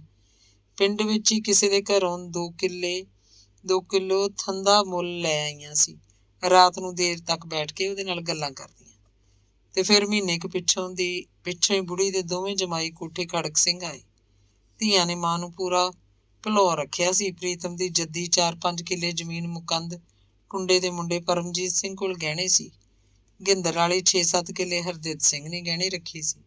ਜਮਾਈਆਂ ਨੇ ਪਹਿਲਾਂ ਤਾਂ ਫਿਰ ਤੁਰ ਕੇ ਸਾਰੀ ਜ਼ਮੀਨ ਆਨੰਦ ਕੌਰ ਦੇ ਨਾਂ ਚੜਾਈ। ਪਟਵਾਰੀ ਨੂੰ ਪੈਸੇ ਖਵਾਏ। ਫਿਰ ਤਹਿਸੀਲਦਾਰ ਦੀ ਮੁੱਠੀ ਗਰਮ ਕੀਤੀ। ਤਹਿਸੀਲਦਾਰ ਕੋਲ ਅਮਲੇ ਦੀ ਵੀ ਆਨੰਦ ਕੌਰ ਦੇ ਨਾਂ ਪੱਕਾ ਇੰਤਕਾਲ ਹੋ ਗਿਆ। ਹੁਣ ਸਵਾਲ ਸੀ ਸਾਰੀ ਜ਼ਮੀਨ ਵੇਚਣ ਦਾ। ਹਰਦਿੱਤ ਸਿੰਘ ਦਾ ਮੁੰਡਾ ਹਰਿੰਦਰਪਾਲ BA ਦੇ ਆਖਰੀ ਸਾਲ ਚ ਪੜ੍ਹਦਾ ਵੀ ਤੇ ਘਰ ਦੇ ਕੰਮ ਵੀ ਦਿਲਚਸਪੀ ਵੀ ਪੂਰੀ ਰੱਖਦਾ। ਉਹਨੂੰ ਸਾਰੀ ਕਬੀਲਦਾਰੀ ਦੀ ਸਮਝ ਆਉਂਦੀ। ਹਰਦਿੱਤ ਸਿੰਘ ਜਾਣ ਕੇ ਆਪਣੇ ਮੁੰਡੇ ਨੂੰ ਘਰ ਦੀਆਂ ਕੁਝ ਗੱਲਾਂ ਦੱਸਦਾ ਰਹਿੰਦਾ। ਪ੍ਰੀਤਮ ਕੈਰੋਂ ਦੀ ਜ਼ਮੀਨ ਦੇ 2 ਗਾਹਕ ਖੜੇ ਹੋ ਗਏ, ਹਰਦਿੱਤ ਸਿੰਘ ਤੇ ਪਰਮਜੀਤ ਪਟਵਾਰੀ। ਪਰਮਜੀਤ ਅਜੇ ਪਟਵਾਰੀ ਦੀ ਨੌਕਰੀ ਕਰਦਾ ਸੀ, ਪਰ ਆਪ ਕੰਮ ਨਾ ਕਰਦਾ। ਪਟਵਾਰ ਦੇ ਕੰਮ ਲਈ ਤਾਂ ਉਹਨੇ ਇੱਕ ਹੋਰ ਡਿਸਮਿਸ ਹੋਇਆ ਪਟਵਾਰੀ ਰੱਖਿਆ ਸੀ। ਉਹਨੂੰ ਉਹ 200 ਰੁਪਇਆ ਮਹੀਨਾ ਤਨਖਾਹ ਦਿੰਦਾ। ਆਪ ਪਰਮਜੀਤ ਸਿੰਘ ਨੇ ਟਰੈਕਟਰ ਲਿਆ ਸੀ, 1 ਸੀਰੀ ਤੇ 2 ਕਾਮੇ, ਡਟ ਕੇ ਖੇਤਾਂ ਦਾ ਕੰਮ ਕਰਾਉਂਦਾ। ਜਿਹੜਾ ਵੀ ਕੋਈ ਨਵਾਂ ਤਹਿਸੀਲਦਾਰ ਆਉਂਦਾ ਉਸੇ ਨਾਲ ਉਹ ਬਣਾ ਲੈਂਦਾ। ਪਹਿਲੇ ਹੱਲੇ ਹੀ ਉਹਦੇ ਘਰ ਕਣਕ ਦੀਆਂ 2 ਬੋਰੀਆਂ ਠੋਕਦਾ। ਤਹਿਸੀਲਦਾਰ ਬੋਲਣ ਜੋਗਾ ਨਹੀਂ ਰਹਿੰਦਾ ਸੀ। ਉਹਦਾ ਖਵਾਉਂਦਾ ਪਿਆਂਦਾ। ਸੋ ਪਟਵਾਰੀ ਨੂੰ ਤਾਂ ਹੁਣ ਕੋਠੇ ਖੜਕ ਸਿੰਘ ਚ ਧਨਾੜ ਆਦਮੀ ਕਿਹਾ ਜਾਣ ਲੱਗ ਪਿਆ। ਹਰ ਸਾਲ ਨਵੀਂ ਜ਼ਮੀਨ ਲੈਂਦਾ, ਕਦੇ ਬਹਿ ਕਦੇ ਗਹਿਣੇ। ਹੁਣ ਉਹਦੀ ਅੱਖ ਪ੍ਰੀਤਮ ਵਾਲੀ ਇਸ 10-11 ਕਿੱਲਿਆਂ ਤੇ ਟਿੱਕੀ। ਜ਼ਮੀਨ ਤਾਂ ਸਸਤੀ ਮਿਲ ਜਾਣੀ ਸੀ, ਕਿਹੜਾ ਕਿਸੇ ਹਿਸਾਬੀ ਬੰਦੇ ਨੇ ਵੇਚਣੀ ਸੀ। ਇਹ ਤਾਂ ਬੁੜੀ ਨੰਦ ਕੌਰ ਨੇ ਸਸਤੀ ਸੁੱਟ ਦੇਣੀ ਸੀ ਤੇ ਪੈਸਾ ਵੱਟ ਕੇ ਧੀਆਂ ਕੋਲ ਜਾ ਬੈਠਣਾ ਸੀ। ਇੱਕ ਪ੍ਰਕਾਰ ਤਾਂ ਧੀਆਂ ਹੀ ਜ਼ਮੀਨ ਵੇਚ ਕੇ ਜਾ ਰਹੀਆਂ ਸੀ। ਉਹਨਾਂ ਕੋਲ ਉੱਥੇ ਆਪਣੇ ਪਿੰਡ ਵੀ ਵਾਹਵਾ ਜ਼ਮੀਨ ਸੀ। ਥੋੜ੍ਹੀ ਹੁੰਦੀ ਤਾਂ ਕੀ ਪਤਾ ਜਮਾਈ ਇੱਥੇ ਆ ਕੇ ਸਹੁਰੇ ਦੀ ਢੇਰੀ ਦੀ ਵਾਹੀ ਕਰਨ ਲੱਗਦੇ। ਜ਼ਮੀਨ ਦਾ ਮੁੱਲ ਚੜ੍ਹਿਆ ਤਾਂ 2 ਗਾਹਕਾਂ ਦੇ ਪੈਦਾ ਹੋਣ ਕਰਕੇ। ਪਰ ਜਦੋਂ ਹਰਿੰਦਰ ਦੇ ਕੰਨਾਂ ਤੱਕ ਇਹ ਗੱਲ ਗਈ, ਉਹਨੇ ਪਿਓ ਨੂੰ ਵਰਜ ਦਿੱਤਾ। ਕਹਿੰਦਾ, ਬਾਪੂ ਕੀ ਕਰਨੀ ਐ ਇੰਨੀ ਜ਼ਮੀਨ? ਕੱਲਾ ਜਣਾ ਤਾਂ ਮੈਂ ਹੈਗਾ, ਆਪਣੇ ਕੋਲ ਪਹਿਲਾਂ ਕਿਹੜਾ ਥੋੜ੍ਹੀ ਹੈ, ਬਸ ਬਹੁਤ ਆ ਜਿੰਨੀ ਹੈਗੀ। ਗਹਿਣੇ ਦੇ ਪੈਸੇ ਫੜ ਕੇ ਚੁੱਪ ਕਰਕੇ ਬੈਠ। ਮੁੰਡੇ ਨੂੰ ਕਾਲਜ ਜਾ ਕੇ ਨਵੀਂ ਹਵਾ ਲੱਗਦੀ ਜਾ ਰਹੀ ਸੀ। ਉਸ ਸਮੇਂ ਉਹ ਸਮਾਜਵਾਦੀ ਵਿਚਾਰਾਂ ਦੇ ਵਿਦਿਆਰਥੀਆਂ ਦੀ ਟੋਲੀ ਚ ਰਲ ਚੁੱਕਿਆ ਸੀ। ਨਿੱਜੀ ਜਾਇਦਾਦ ਨੂੰ ਇਹ ਟੋਲੀ ਜ਼ਹਿਰ ਸਮਝਦੀ ਸੀ। ਹਰਿੰਦਰ ਪਿਓ ਨੂੰ ਸਿੱਧਾ ਪੈਣ ਵੀ ਲੱਗ ਪਿਆ। ਹਰਦੇਵ ਸਿੰਘ ਝਿਪ ਗਿਆ। ਪਰਮਜੀਤ ਪਟਵਾਰੀ ਨੇ ਸਾਰੀ ਜ਼ਮੀਨ ਬੈਕ ਕਰਵਾ ਲਈ। ਹਰਦੇਵ ਸਿੰਘ ਨੂੰ ਗਹਿਣੇ ਦਾ ਰੁਪਈਆ ਮਿਲ ਗਿਆ, ਜੋ ਉਹਨੇ ਤੁਰਤ ਹੀ ਪਿੰਡ ਦੀ ਇੱਕ ਬੈਂਕ 'ਚ ਜਮ੍ਹਾਂ ਕਰਾਤਾ। ਬਾਕੀ ਰੁਪਈਆ ਲੈ ਕੇ ਨੰਦ ਕੌਰ ਦੇ ਦੋਵੇਂ ਜਮਾਈ ਆਪਣੇ ਪਿੰਡਾਂ ਨੂੰ ਚਲੇ ਗਏ। ਤੇ ਫਿਰ ਕੁਝ ਦਿਨਾਂ ਪਿੱਛੋਂ ਛੋਟਾ ਜਮਾਈ ਕੋਠੀ ਆਇਆ।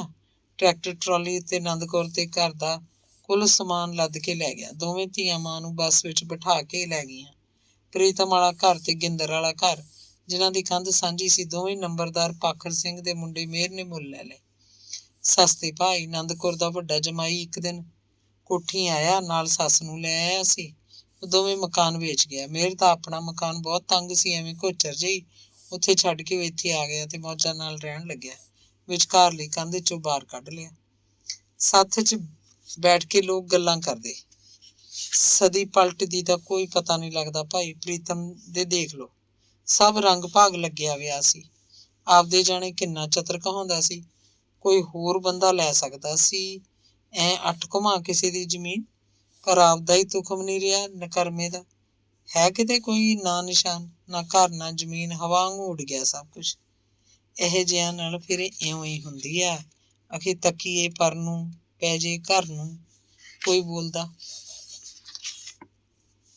ਦੂਜਾ ਦੰਦ ਵੱਢਦਾ। ਇਹ ਤਾਂ ਹਰਦਿੱਤ ਨੇ ਕੀਤਾ ਸਭ। ਚਾਟ ਮਾੜੀ ਹੁੰਦੀ ਹੈ, ਐਸਾ ਹੱਥ ਤੇ ਚੜਾਇਆ, ਦਾਰੂ ਦੀ ਬੁੱਕ ਮੂੰਹ ਨੂੰ ਲਵਾਈ। ਆਹ ਦੇਖ ਲਓ, ਕੱਖ ਨਹੀਂ ਰਿਹਾ ਮਾੜੀ ਕਿਸਮਤ ਵਾਲੇ ਦਾ। ਹਰਦਿੱਤ ਦਾ ਕੀ ਰਹਿ ਜੂ ਬਾਕੀ ਕੁਛ?